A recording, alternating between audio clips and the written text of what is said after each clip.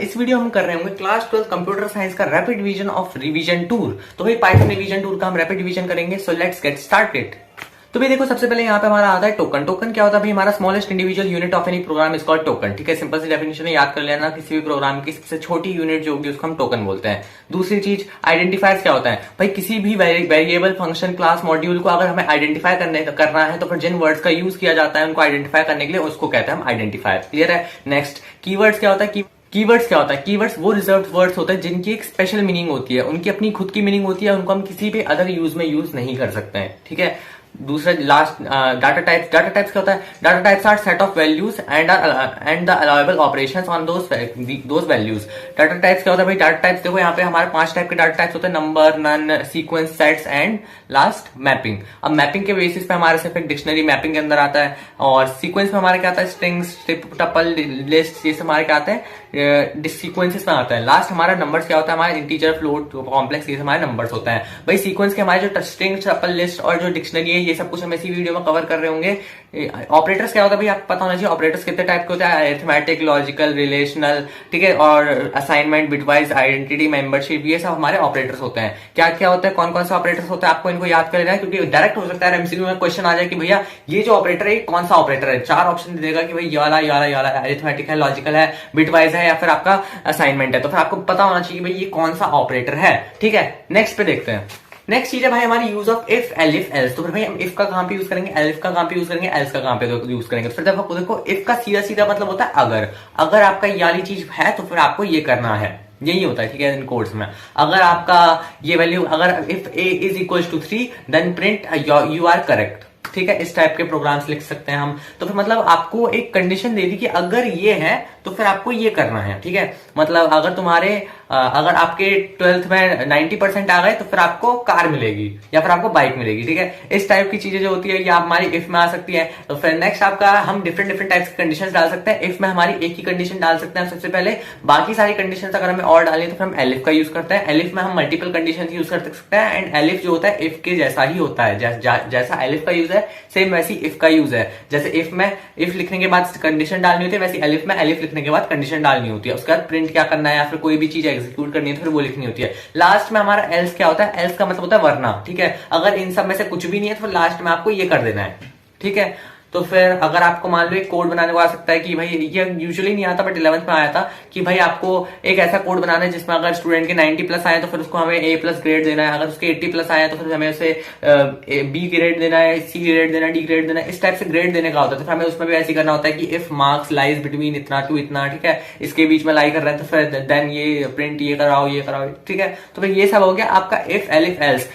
While और for loop. भाई while loop क्या होता है? देखो, लूप थोड़ा सा टेंशन लगता है कई स्टूडेंट्स को। तो फिर लूप में क्या होता है भाई? हमारा एक ही चीज को बार बार रन करने को हम कहते हैं लूप। मतलब एक सेट ऑफ कोड्स है, इन्हीं को अगर हम बार बार रन कराना चाह रहे हैं, दैट इज कॉल्ड लूप। 2 तरीके से कर सकते हैं, एक होता है फॉर, एक होता है वाइल। ठीक है, पहले वाइल देख लेते हैं। वाइल में क्या होता है भाई? हम a is equal to 3 execute the statement until the condition is true. जब तक कंडीशन ट्रू नहीं हो जाती तब तक ये इसको एग्जीक्यूट करता रहता है। जैसे कि भाई यहाँ पे हम बताते हैं a इज इक्वल टू 3 है, तो फिर जब a इज इक्वल टू 0 से बड़ा होगा तब तक आपका क्या होगा? a प्रिंट होगा, और a is equal to a-1 होता रहेगा। देखो, जब तक आपका a जो है 3 से बड़ा होगा तब तक आपका a-1 होता रहेगा।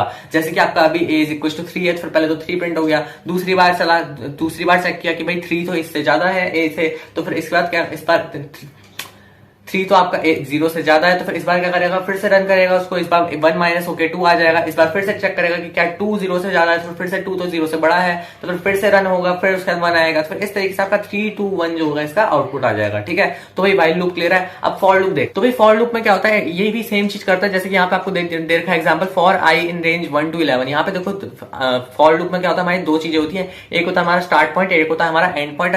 जैसे कि आपको यहाँ पे दे रखा है कि अगर हमारा आई जो है इस रेंज में 1 से लेके 11 की रेंज में, और ध्यान रखना 1 जो हमारा स्टार्ट पॉइंट है और 11 जो हमारा एंड पॉइंट है, हमेशा एंड पॉइंट से एक नंबर पहले की तक की वैल्यूज आती हैं। ठीक है, यहाँ पे जैसे कि आपको पता है एंड पॉइंट है प्रिंट आई करना, तो यहाँ पे आई जब तक हमारी इसकी रेंज में रहेगा, जब तक हमारा 1 से लेके यहाँ पे हमारे 10 तक सारे नंबर्स प्रिंट हो जाएंगे। समझ में आ रहा होगा आपको? जिसकी पहले 1 प्रिंट होगा, जब तक ये कंडीशन 11 तक नहीं पहुंच जाती तब तक ये सारे प्रिंट हो जाएगा। 1 फिर 2 फिर 3 फिर 4, इस तरीके से 10 तक सारे प्रिंट हो जाएंगे, और 11 नहीं प्रिंट होगा क्योंकि लास्ट वैल्यू नहीं लेंगे। और देन हमारा आता है पाइथन मॉड्यूल्स। 3 टाइप के मॉड्यूल्स होते हैं, मैथ, रैंडम, स्टैटिस्टिक्स। मैथ में हमारा स्क्वायर रूट, पावर, ठीक है, और जैसे जैसे आपको फ्लोर, सील, फैब्स, ये सब होता है। स्क्वायर रूट मतलब आपको SQRT मतलब स्क्वायर रूट निकालना है, फैब्स मतलब आपको एब्सोल्यूट वैल्यू देखनी है, ओ मतलब आपको पावर देखनी है, सील मतलब आपको पता है छत, फ्लोर मतलब नीचे। तो फिर जो भी बीच की वैल्यूज होती है ना, जैसे कि पॉइंट्स की वैल्यूज होती है, जैसे कि 5.6 है तो 5.6 का सील क्या होगा 6, एंड 5.6 का फ्लोर क्या होगा 5। क्लियर है ये तो? हाँ, तो मतलब आप समझ सकते हो कोई भी अगर पर्टिकुलर उससे ऊपर की वैल्यू, जैसे कि आप ले लो 2.3, ठीक है, 2.6 ले लो। 2.6 में आपका ऊपर की वैल्यू क्या है, चार से मैक्सिमम ग्रेटेस्ट इंटीजर क्या है आपका 3, और 2.6 में आपका लोएस्ट क्या है 2। तो फिर ये हो गया आपका इसी तरीके से, ठीक है। और आपका सील हो गया, फ्लोर हो गया, समझ गया आप। रैंडम में क्या, रैंडम आपके 3 है, रैंडम, रैंड आईएनटी और रैंड रेंज। रैंडम क्या करता है भाई, 0 से लेकर 1 तक की कोई भी वैल्यू प्रोवाइड कर सकता है, कोई भी आपको कह सकते हैं कि फ्लोट प्रोवाइड कर सकता है, ठीक है। और यहाँ पे आपको ये बात है कि यहाँ पे हमारा 0 तो प्रिंट हो सकता है, बट 1 तक कभी भी नहीं पहुंचेगी वैल्यू, हमेशा 1 से कम होती है। नेक्स्ट आपका यहाँ पे रैंड आईएनटी में भैया आप आप लिख देते हो कि यहाँ पे आपको कितने के बीच में चाहिए, स्पेसिफाइड रेंज बता देते हो, बट यहाँ पे हमारा जो एंड पॉइंट होगा, जैसे कि आपने लिख दिया कि 1 2, हमें 1 से लेकर 1, 10 लिख दिया आपने, तो फिर आप सोचोगे कि भैया हमारा रैंडम नंबर में 10 भी इंक्लूड होगा, बट ऐसा नहीं होगा। यहाँ पे हमारा एंड पॉइंट इंक्लूडेड नहीं होता, ठीक है। यहाँ पे आपको 1 से लेकर 9 तक की आउटपुट मिलेगा, 10 देखने को नहीं मिलेगा। जब आप रैंड रेंज का यूज करोगे, वहां पे आपको 1 से लेकर 10 तक की सारी वैल्यूज देखने को मिलेंगी। तो ये हो गया रैंड आईएनटी और रैंड रेंज सेम है, सेम तरीके से रेंज डालनी है। बट यहाँ पे क्या, रैंड रेंज में क्या आपकी लास्ट वैल्यू जो होती है, एंड पॉइंट वाला भी प्रिंट हो सकता है, वो वाला भी रैंड काउंट होता है, और आपका रैंड आईएनटी में जो है एंड वाला काउंट नहीं होगा। देन आपका स्टैटिस्टिक्स में मीन, मोड, मीडियन 3 टाइप के होता है, बस आपको इतना ध्यान रखना है। नेक्स्ट चीज है हमारी लिस्ट, टपल और डिक्शनरी, और लास्ट में हमारा स्ट्रिंग्स। तो देखो भाई लिस्ट क्या होता है, लिस्ट आपको पता है भाई, हम स्क्वायर ब्रैकेट्स में लिखते हैं, कुछ एलिमेंट्स लिखते हैं, उसको लिस्ट कहते हैं। ये हमारा म्यूटेबल होती है, और ये हमारा ऑर्डर सीक्वेंस होता है। बस यही चीजें याद रखनी है, और एक एग्जांपल आपको ध्यान में रखना है। और टपल्स क्या होता है, इम्यूटेबल होते हैं, और राउंड ब्रैकेट्स में डिनोट करता है इनको, ठीक है। और बाकी इसमें यही सब कुछ है, और ये भी हमारा ऑर्डर सीक्वेंस होता है। डिक्शनरी जो होता है ये हमारा अनऑर्डर्ड होता है, ठीक है। और यहाँ पे हमारा म्यूटेबल होता है, बट ये अनऑर्डर्ड होता है, और साथ में ये की वैल्यू पेयर में एग्जिस्ट करता है, मतलब एक की दे रखी होगी, उसका कॉलन में एक वैल्यू दे रखी होगी, इस तरीके से होता है। देन आपका स्लाइसिंग क्या होता है, स्लाइसिंग मतलब होता है भाई किसी भी एक, कोई भी एक स्ट्रिंग दे रखा है, या फिर आपका कोई भी एक लिस्ट दे रखी है, उसको अगर हमें स्लाइसिंग करनी की, हमें यही वाला स्टार्टिंग के 3 एलिमेंट चाहिए, या फिर एंड के 3 एलिमेंट चाहिए, वो सब कुछ हम स्लाइसिंग की मदद से कर सकते हैं। अगर किसी भी एक लिस्ट का या फिर बड़े वाले पार्ट का अगर हम छोटा सा पार्ट चाहिए, दैट इज हमें स्लाइसिंग के थ्रू हो जाएगा। लास्ट में हमारा स्ट्रिंग्स क्या होता है, स्ट्रिंग में हमारा भाई ये भी इम्यूटेबल होता है, ठीक है। इम्यूटेबल आपको ध्यान रखना है, 2 चीज आपकी इम्यूटेबल है, क्या क्या, टपल और एक स्ट्रिंग, दोनों इम्यूटेबल होते हैं, और लिस्ट और डिक्शनरी दोनों के दोनों म्यूटेबल होते हैं। क्लियर है? स्ट्रिंग्स क्या होता है भाई, स्ट्रिंग्स आपको पता है, कोई भी चीज को अगर हम अगर हम कोट्स में लिखते हैं तो फिर वो हमारा स्ट्रिंग बन जाता है। जैसे यहाँ पे हाई पाइथन को हमारा स्ट्रिंग बना रखा है, और यहाँ पे ये भी इम्यूटेबल होता है, और इनमें असाइनमेंट ऑपरेटर सपोर्ट नहीं करता, ठीक है यार। तो फिर यही सारी चीज थी भाई रिवीजन टूर से डिस्कस करा रखे, और इस पार्ट में हम रिवीजन टूर के जो भी इंपॉर्टेंट क्वेश्चंस है उनको डिस्कस करेंगे, जो कि प्रीवियस ईयर्स में प्रोग्रामिंग क्वेश्चंस आ रखे हैं, ठीक है। तो यार यहाँ पे हमारा क्वेश्चन नंबर 1 है, rewrite the following code in Python after removing all syntax error, underline each correction done in the code. So यार ये करेक्शन वाले क्वेश्चंस बहुत कॉमनली फ्रिक्वेंटली पूछे जाते हैं, तो फिर इन क्वेश्चंस को चाहे आप रट लो, घोट लो, पी लो, समझ लो, जो करना कर लो, पर ये क्वेश्चंस आपको आने चाहिए, ठीक है। तो इन क्वेश्चंस में आपको क्या करना है, जैसे कि आपको क्या करना होता है कि रीराइट करना होता है पूरा कोड। जो भी आपको कोड दे रखा है उसमें कुछ ना कुछ एरर दे रखे होता है, तो फिर एरर को क्या करना होता है, उनको आपको एरर को सही करके जहां पे भी एरर था उसके नीचे अंडरलाइन करनी होती है बस, और उसको पूरा कोड को दोबारा लिखना होता है। तो फिर यहाँ पे आपको सामने कोड दिख रहा है, 30 = 0 for k = range t, t2 if k %4 = 0 print ये else ये, ठीक है। तो भाई यहाँ पे आपको सीधे से सबसे पहला कॉमन एरर जो दिखा है वही कि आपका वैल्यूज आगे पीछे कर दिए, 30 = t2 लिखा है, तो फिर 30 = 2 नहीं होगा, 2 = 30 होगा, ठीक है। पहला एरर आपका हो गया।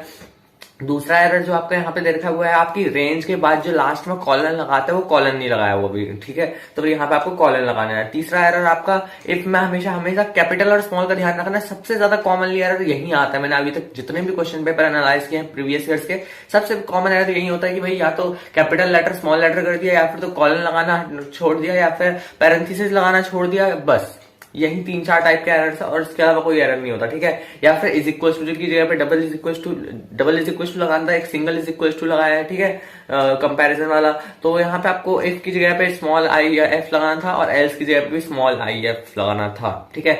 तो ये हो गया।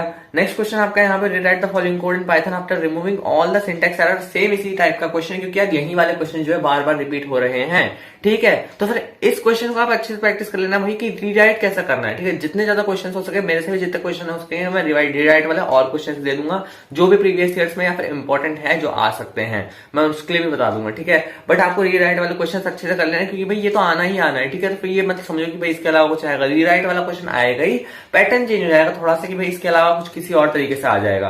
अब यहाँ पे आपको करना है, फिर से रीराइट करना है फॉर नेम इन अमर श्वेता पराग। देखो अब यहाँ पे आपका लिस्ट देखा, लिस्ट के अंदर भाई अमर क्या है, हमारा एक स्ट्रिंग की तरह वर्क करना चाहिए, ठीक है। बट यहाँ पे इसको स्ट्रिंग नहीं बनाया हमारा, ठीक है। नेक्स्ट आपका यहाँ पे फिर से इफ वाली मिस्टेक की भाई इफ को बड़ा लिखा हुआ है, हमें कैसे में लिखना होता है, इफ छोटे में लिखना होता है। नेक्स्ट आपका सिंगल इज इक्वल टू लगाकर डबल इज इक्वल टू लगाना होता है, और आखिरी वाला प्रिंट बाय पी कैपिटल दे रखा है, प्रिंट बाय पी हमेशा स्मॉल होता है। तो फिर यही यार कॉमन मिस्टेक्स है, सब में यही मिस्टेक्स होती है, ठीक है। तो फिर इन मिस्टेक्स को आपको देखना है एग्जाम में, लगभग चार एरर्स होंगे, ठीक है, जिस हिसाब से होंगे half marks for each error, तो उसको आप देख लेना। नेक्स्ट क्वेश्चन देखते हैं। नेक्स्ट क्वेश्चन है यार कि student will be not be allowed to sit in the examination. तो देखो यहाँ पे एक केस टाइप का क्वेश्चन, हमें केस दे दिया, आप बताओ कि आप इसके लिए कैसे एक प्रोग्राम्स बनाओगे। तो फिर आपको बोल दिया कि भाई जैसे कि हमें पता है कि हमारा अटेंडेंस का क्या था रूल, हमारा 75% अटेंडेंस के से कम होगी तो फिर किसी को भी बैठने नहीं दिया जाएगा, पर ऐसा हुआ कुछ नहीं, ठीक है, सबको बैठने दिया। तो फिर 75% से कम में अटेंडेंस में बैठने नहीं देंगे एग्जाम में। तो फिर इसके लिए प्रोग्राम बनाना है कि अगर 75% से देखो, पहले टोटल नंबर ऑफ क्लासेस कितनी हुई है वो देखो, उसके लिए प्रोग्राम, उसके बाद कितने नंबर ऑफ क्लासेस स्टूडेंट ने ली है उसके लिए प्रोग्राम, और अगर उसकी परसेंटेज निकाल के 75 से कम आ रही है तो फिर आपका उसको बोल दो कि भाई आप नहीं बैठ सकते, और अगर 45 से ऊपर आ रही है तो फिर उसको बोल दो कि हाँ भाई आप बैठ सकते हो। तो यही है भाई हमारा क्लासेस हेल्ड करके INT input enter number of classes held, ये लिख देंगे हम, इनपुट डलवा देंगे यूजर से, जो भी यूजर है उससे बोल देंगे भाई आप इनपुट डाल दो कि आपको कितने नंबर ऑफ क्लासेस आपने ली है।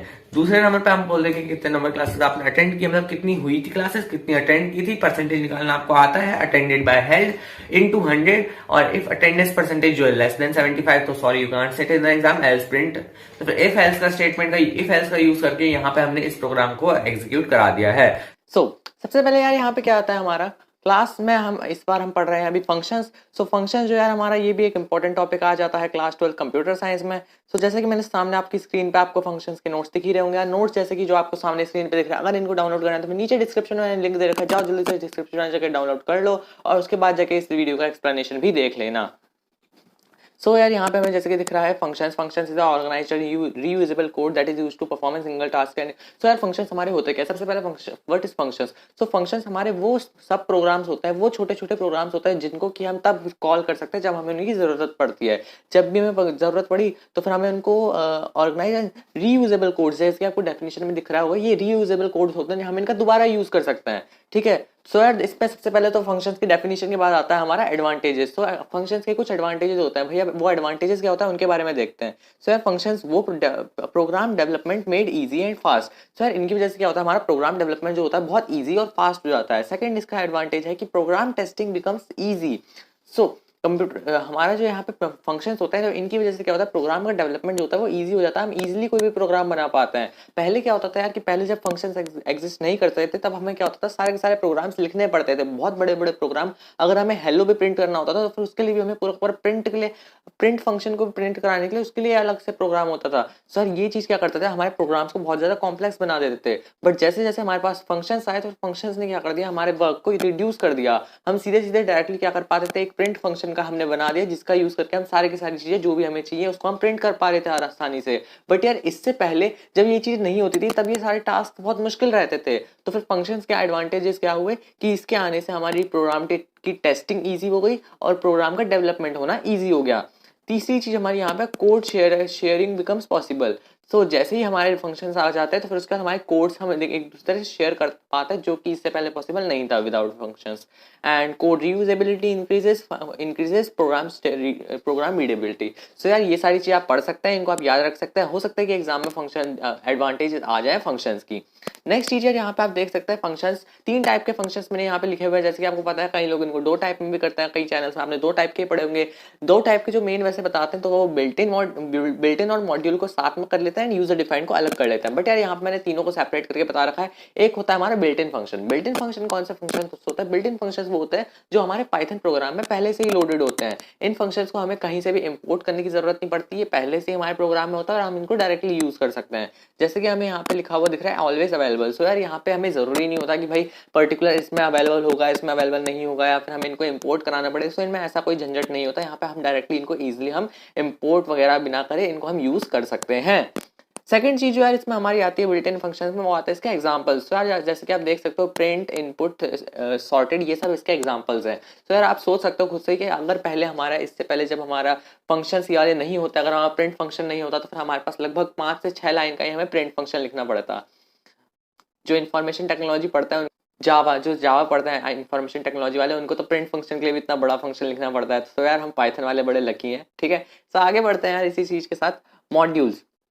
मॉड्यूल्स क्या होता है? मॉड्यूल्स हमारी सिंपल टर्म है, हमने इनको 11th में भी पढ़ रखा है, बट जिन्होंने नहीं पढ़ा उनको बता दूं यार, मॉड्यूल्स हमारे वो प्रोग्राम्स होते हैं जो कि हमारे पाइथन में अपलोडेड होते हैं। ये हम यूजर्स के द्वारा ही अपलोड होते हैं, बट हम चाहें तो फिर ये हम खुद से भी अपलोड कर सकते हैं। बट कुछ कुछ प्रोग्राम मॉड्यूल्स होते हैं जो कि वाइडली यूज होता है, बहुत ज्यादा। उनमें से हमारे कुछ कुछ मॉड्यूल्स हैं, जैसे कि यार इस बार हमारे पाइथन के सिलेबस में भी दे रखा है, हमारा एक मॉड्यूल है हमारा पाइथन में, पाइथन के मॉड्यूल्स में से एक मॉड्यूल है मैथ मॉड्यूल। मैथ मॉड्यूल में क्या है, जैसे कि आपको दिख ही रहा होगा टाइप्स ऑफ मॉड्यूल्स पे मैंने इनको एक्सप्लेन कर रखा है। Square root module, tan, cos, sine, बहुत सारे होते हैं। बट यार यहाँ पे मैंने बेसिक वही लिखा है जो कि हमारे एग्जाम में आने के चांसेस हैं। तो पहला है हमारा स्क्वायर रूट फंक्शन, दूसरा है हमारा सील फंक्शन, तीसरा है हमारा फ्लोर फंक्शन और चौथा है हमारा फैब्स फंक्शन। सो आपको ये चीजें याद रखनी कि चारों के चारों क्या है, मैथ फंक्शंस के, मैथ मॉड्यूल के ही फंक्शंस हैं। ठीक है, क्योंकि यार हो सकता है कि एमसीक्यू में से एक क्वेश्चन इसमें से आ जाए।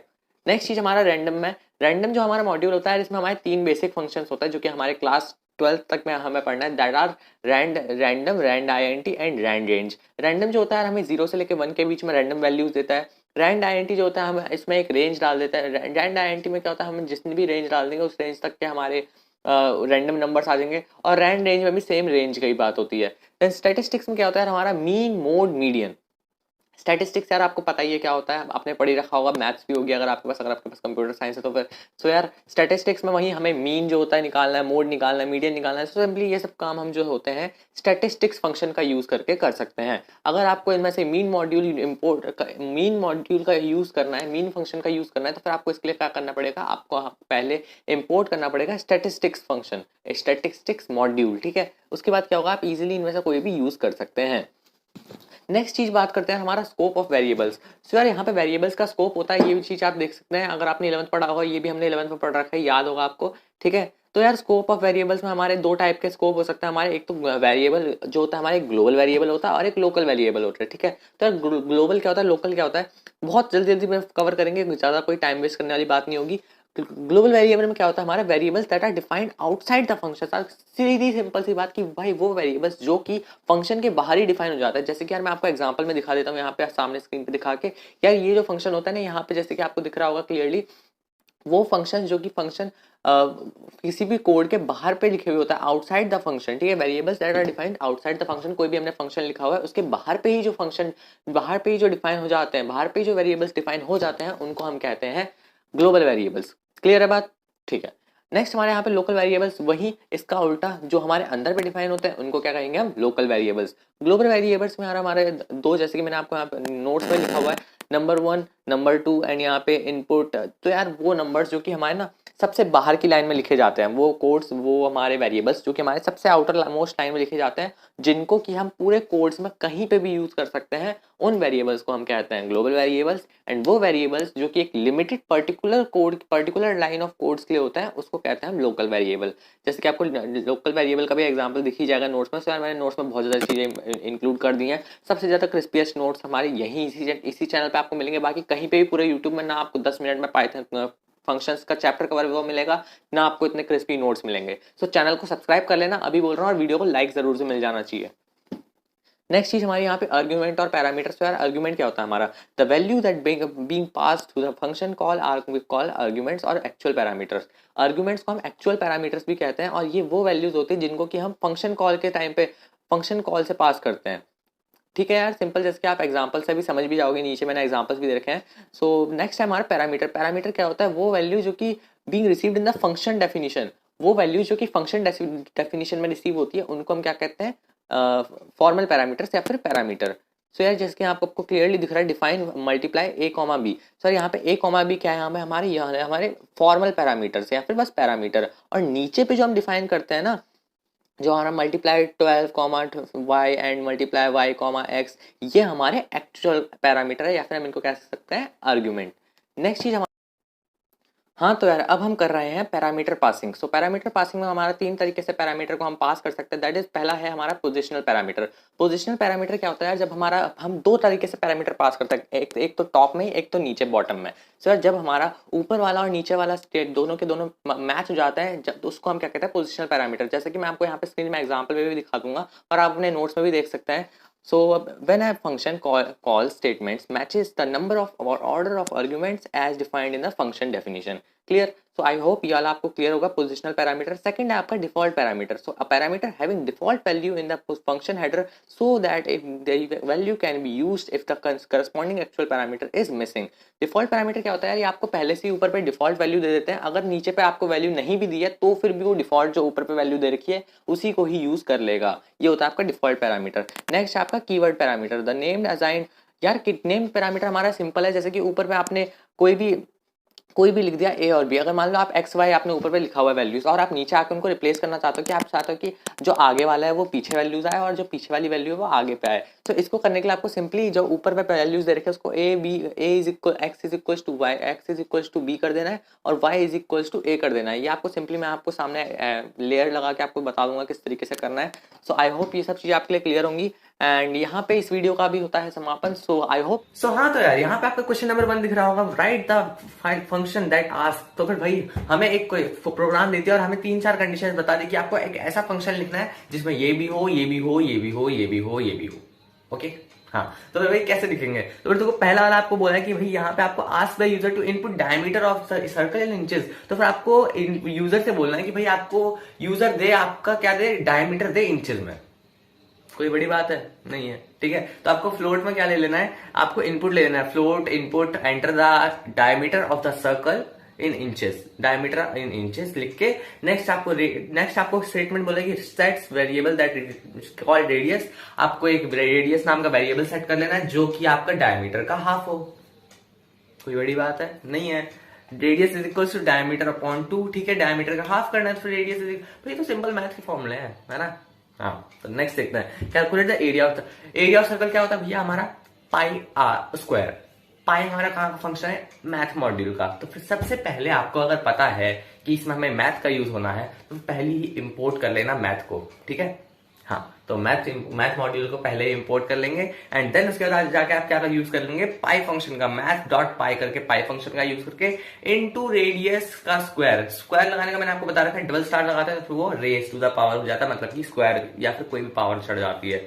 नेक्स्ट आपका प्रिंट कर देना है आपको कि एरिया इस ट्राइंगल का, ट्राइंगल बोल रहा हूँ, इस सर्कल का ये एरिया और इतना था स्क्वायर इंच एरिया, ठीक है। तो ये आप प्रिंट कर लोगे इजीली। बहुत इजी क्वेश्चन था बट प्रीवियस ईयर्स में आ रखा है, ठीक है। तो फिर आप इससे समझ सकते हो भाई क्वेश्चन किसी भी टाइप का आ सकता है, बस आपको ध्यान रखना है कुछ कॉमन चीजें जो आपको पैटर्न समझ में पड़ेगा, बाकी आप इजीली किसी भी क्वेश्चन को अटेम्प्ट कर पाओगे।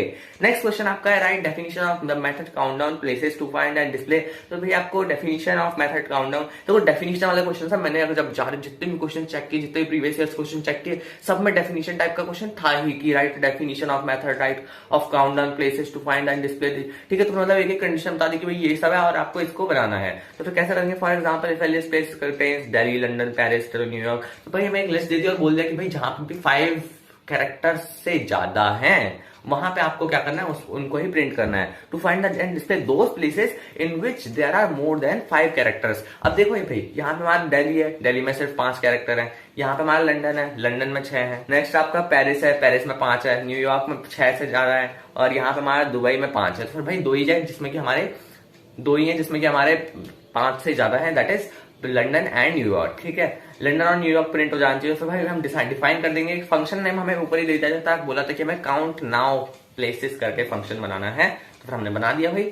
फॉर पी इन प्लेसेस, भाई यहाँ पे फॉर लूप लगा देंगे क्योंकि भाई यहाँ पे हमें सारे के सारे कैरेक्टर्स को लिस्ट के सारे हमें एलिमेंट्स को देखना है, Delhi, London, Paris, New York, Dubai, ठीक है। तो फिर इसमें हम क्या कर देंगे, प्लेसेस के साथ फॉर लूप लगा देंगे, एक एक करके वो सब में चेक करता जाएगा। If length p is greater then 5, अगर लेंथ p मतलब कि लेंथ क्या है, number of characters in the element, ठीक है। तो अगर ये हमारा 5 से ज्यादा होगा तो फिर वो हमारा प्रिंट p कर देगा, मतलब उस लेटर को प्रिंट कर देगा। अगर नहीं होगा तो फिर नहीं करेगा, ठीक है। नेक्स्ट आपका क्या है, नेक्स्ट आपका एक और question, write a program to reverse a string. तो फिर देखो स्ट्रिंग को उल्टा करने के लिए एक प्रोग्राम यहाँ पे आपको लिखना है। तो फिर भाई देखो इसको तो याद कर लेना है यार, ये बहुत सिंपल सिंपल प्रोग्राम है। देखो अगर इनको आप डायरेक्ट रट भी लोगे ना तो फिर भी कोई दिक्कत नहीं, बहुत छोटे छोटे प्रोग्राम है, ठीक है। और हो सकता है कि आ जाए एग्जाम में। तो फिर आपको क्या करना है, यहाँ पे स्ट्रिंग को रिवर्स करना है। स्ट्रिंग को रिवर्स कैसे करेंगे, रिवर्स स्ट्रिंग यहाँ पे कॉलन कॉलन -1, ठीक है। पता है आपको ये स्लाइसिंग का तरीका होता है, कॉलन कॉलन -1, ठीक है। तो फिर ये कैसे रिवर्स करने के लिए,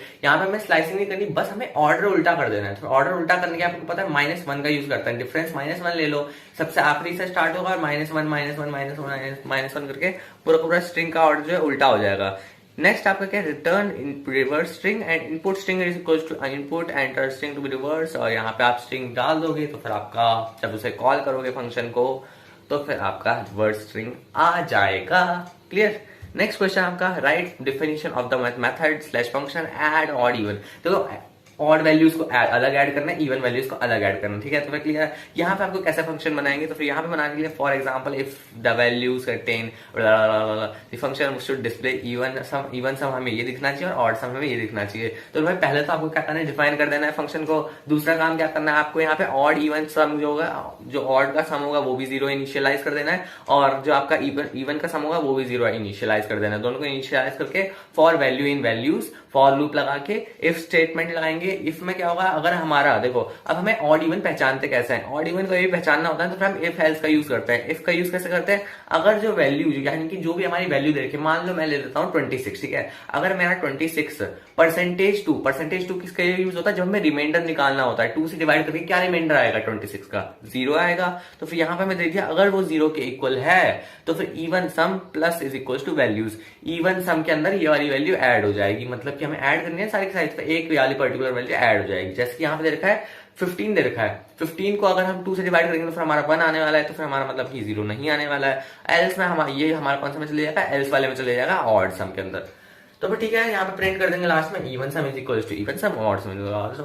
क्लियर है। आज हम ले आ चुके हैं PYQs का पार्ट नंबर 2, ठीक है। तो यार इस PYQ में हम बात कर रहे होंगे, हम डिस्कस कर रहे होंगे नेटवर्किंग के कुछ प्रीवियस ईयर्स में आए हुए वो क्वेश्चन। तो यार सबसे पहले जैसे कि आपको आपकी स्क्रीन पे दिख रहा होगा, class 12 computer science most important questions of data communication and net etiquettes, ठीक है। तो यार यहाँ पे हमारा सबसे पहला क्वेश्चन है difference between circuit switching and message switching, packet switching. तो यार तीनों स्विचिंग में मैंने एक साथ ही डिफरेंस दे दिया है, हो सकता है आपको किसी अलग कॉम्बिनेशन में आ जाए, आपको सिर्फ और सिर्फ सर्किट या फिर मैसेज का पूछे या फिर सिर्फ और सिर्फ मैसेज या पैकेट का पूछे, तो फिर आपको क्या करना है, सिर्फ उतना ही लिखना है। मतलब मैंने इस तरीके से क्वेश्चन दे रखे हैं कि आपको इसमें से अगर आपको किसी भी टाइप से डिफरेंट स्टाइल से क्वेश्चन आ जाएगा तो फिर आप उसको अपने हिसाब से कन्वर्ट कर पाओगे, ठीक है। और इसको इन मोस्ट इंपोर्टेंट क्वेश्चंस को देखने के बाद और इससे पहले जो मैंने PYQs वाला सीरीज बना रखा है उनको देखने के बाद आपको ये मैं आपको गारंटी से बोल रहा हूं, ठीक है। तो इन क्वेश्चंस को आपको अच्छे से प्रैक्टिस कर लेना है। PYQs वाली वीडियो नहीं देखी तो फिर इस वीडियो के बाद जाके सीधा PYQs वाली वीडियोस देख लेना, ठीक है।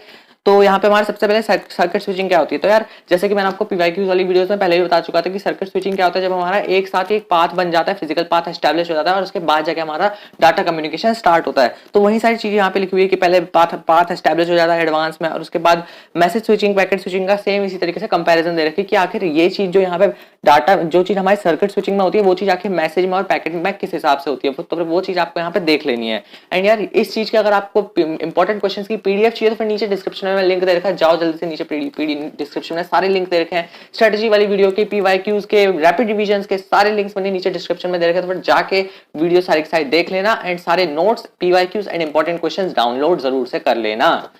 नेक्स्ट क्वेश्चन हमारा यहाँ पे है यार एक्सपेंड द फॉलोइंग। तो यार यहाँ पे सारी की सारी जो भी आपकी इंपॉर्टेंट फुल फॉर्म्स है, शॉर्ट फॉर्म्स है, वो सारी की सारी मैंने यहाँ पे कवर कर दी है। तो यार इतना ध्यान रखना है कि 2 से 3 मार्क्स की फुल फॉर्म हो सकता है कि एग्जाम में पूछी जाए। तो फिर यार यहाँ पे सारी की सारी कवर्ड हो रखी है जो भी डाटा कम्युनिकेशन और नेटवर्क टोपोलॉजी से रिलेटेड है। तो फिर यहाँ पे आपको इन सबको कवर करने के बाद बाहर से कोई भी आपको फुल फॉर्म नहीं आएगी, ये तो मैं आपको इसकी एश्योरिटी दे रहा हूँ, ठीक है। जैसे कि आपका ARPANET, MAC, ISP, URI, URL, LAN, MAN, LAN, MAN, PAN, WAN, MODEM, HTTPS, DNS, NIC, RJ45, VoIP, FTP, XML, IPR, sir इसके अलावा और कोई भी आपकी फुल फॉर्म नहीं बन सकती इस चैप्टर से, ठीक है। तो इन सबको आपको अच्छे से पढ़ लेना और फुल फॉर्म याद कर लेनी है। नेक्स्ट क्वेश्चन हमारा है यहाँ पे, right short notes on the following, twisted pair cable, coaxial cable. तो यार देख सकते हो यहाँ पे जितनी भी आपको शॉर्ट नोट आपको जिसके भी ऊपर लिखने को बोला है, सारी की सारी चीजें इंपॉर्टेंट है।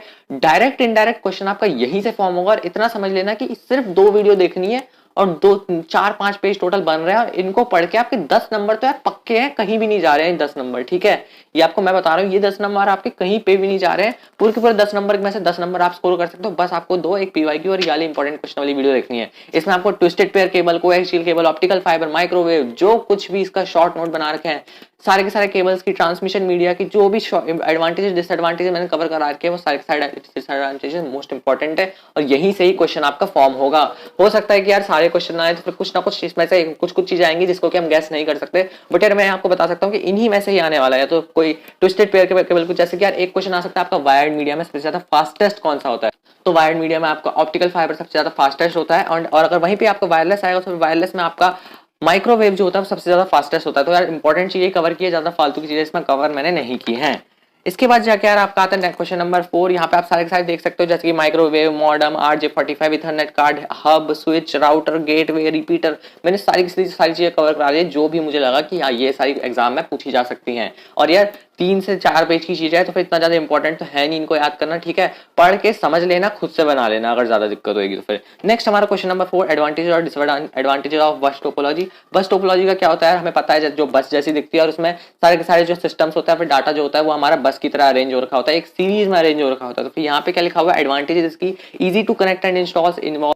तो फिर यार यहाँ पे इसके एडवांटेज हो गया, एंड डिसएडवांटेजेस हमारे यहाँ पे the entire network shuts down if there is a failure in connecting network. अगर कनेक्टिंग नेटवर्क में कोई भी फेलियर होता है तो फिर सारे के सारे सिस्टम एक साथ शट डाउन हो जाएंगे, पूरा नेटवर्क शट डाउन हो जाएगा। नेक्स्ट आपका सिंगल मैसेज ही एक टाइम पे ट्रैवल कर सकता है। तो फिर ये आपका एडवांटेज और डिसएडवांटेजेस होगा। उसके बाद फायरवॉल आपका यहाँ पे एक इंपॉर्टेंट टॉपिक रहता है, और फायरवॉल 11th में भी आया था और हो सकता है कि 12th में भी आपका आए। तो फायरवॉल क्या होता है, एक सिस्टम डिजाइन किया जाता है जिससे कि हम unauthorised access from a private network को हम प्रिवेंट कर सकते हैं। मतलब कोई भी प्राइवेट नेटवर्क से हम कोई भी अनऑथराइज्ड एक्सेस अगर होता है तो फिर उसको हम प्रिवेंट कर सकते हैं, उसको फायरवॉल कहते हैं। इसको हम हार्डवेयर और सॉफ्टवेयर दोनों में इंप्लीमेंट कर सकते हैं। लास्ट हमारा VoIP, it is a mandatory methodology and group of technology for delivering voice communication and media sessions over IP network such as internet. तो सबसे पहली चीज यार, जैसे कि आपको सामने स्क्रीन पे क्वेश्चन दिख रहा होगा, क्वेश्चन नंबर 1 आपका पहला क्वेश्चन जो है वो है, assume that 50 employees are working. तो यार इस टाइप के क्वेश्चन आपके एग्जाम में अक्सर पूछे जाते हैं, जिसमें कि आपको बोलते हैं कि पहले आप एज्यूम कर लो कि इतने वर्कर्स हैं, या फिर कोई भी कंडीशन बेस्ड क्वेश्चन आ जाएगा कि आपको भाई एक कंडीशन दे दी कि यहाँ पे ये चीज हो रही है। तो फिर यार इस क्वेश्चन में जैसे कि बोल रखा है कि इतने इतने वर्कर हैं और उनको कंप्यूटर्स को कनेक्ट करना है, तो आखिर उनको कैसे, कौन सा कनेक्शन यहाँ पे हमारा जो identify the type of network, कौन से टाइप का नेटवर्क यहाँ पे हमारा यूज हो रहा होगा। मतलब हमें यहाँ पे क्या है, 2 फ्लोर दे रखे हैं, 2 फ्लोर्स हैं, तो 2 फ्लोर्स में बेसिकली कौन सा कनेक्शन यूज होने वाला है, हमारा लैन कनेक्शन यूज होने वाला है, लोकल एरिया नेटवर्क वाला कनेक्शन। क्योंकि यार लैन नेटवर्क में क्या होता है, जो थोड़े मीटर की दूरी होती है, जो थोड़े आसपास की दूरी होती है, वो लैन से कन्वर्ट होती है। अब देखो यहाँ पे 50 एम्प्लॉय हैं, तो फिर ये पैन से तो होगा नहीं, पर्सनल एरिया नेटवर्क से तो होगा नहीं, इसके लिए क्या करना पड़ेगा, हमें लैन लगाना पड़ेगा। तो फिर यार इसका आंसर क्या हो जाएगा आपका, LAN local area network. Next question है यहाँ पे आपका, जैसे कि दिख रहा है स्क्रीन पे, Daniel has to share the data among various computers. अच्छा, सेम वैसी क्वेश्चन है कि भाई हमें वेरियस कंप्यूटर्स हैं, वेरियस डाटा शेयर करना है, विच इज बीइंग, यहाँ पे देखो आपको जो मेन चीज दिख रही है यहाँ पे सेम सिटी। अगर आपकी यहाँ पे सिटी की बात होने लग जाए कि भाई एक सिटी से दूसरी सिटी में आपका जा रहा है, आपके जो डाटा है वो, जो आपका कंप्यूटर्स है वो एक सिटी से दूसरी सिटी से कनेक्टेड है, तो फिर भाई उसमें हमारा मैन आने वाला है, metropolitan area network. Next question आपका यहाँ पे आपको स्क्रीन पे दिख रहा होगा, पैन एंड लैन में जो होगा डिफरेंशिएट करना है। सर डिफरेंशिएशन का क्वेश्चन बहुत कॉमन है, हमारे क्वेश्चन में डिफरेंशिएशन का क्वेश्चन आना ही है डिफरेंशिएट करने का।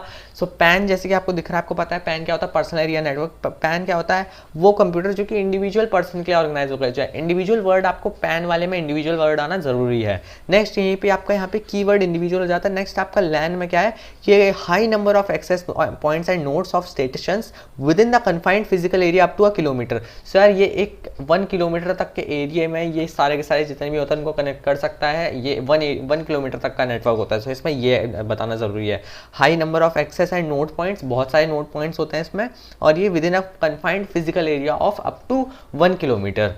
ठीक, नेक्स्ट चीज़ यार यहाँ पे आपको स्क्रीन पे नेक्स्ट क्वेश्चन जो आपका दिख रहा है, भाई क्वेश्चन की नंबरिंग आप ऐसे मत देखना, नंबरिंग कहीं से भी कुछ भी हो सकती है, बट आपको जो क्वेश्चन है सिर्फ क्वेश्चन पे ध्यान देना कि क्वेश्चन कौन सा है हमारा। नेक्स्ट आपका मैसेज स्विचिंग और पैकेट स्विचिंग। तो भाई ये भी बहुत कॉमन क्वेश्चन है, मैसेज स्विचिंग पैकेट स्विचिंग आ ही सकता है, ठीक है। मैसेज स्विचिंग क्या होता है, देखो सीधी सिंपल बात में मैसेज स्विचिंग वो स्विचिंग है जो कि पहले इसमें क्या होता है, पहले हमारा कनेक्शन एस्टैब्लिश हो जाता है।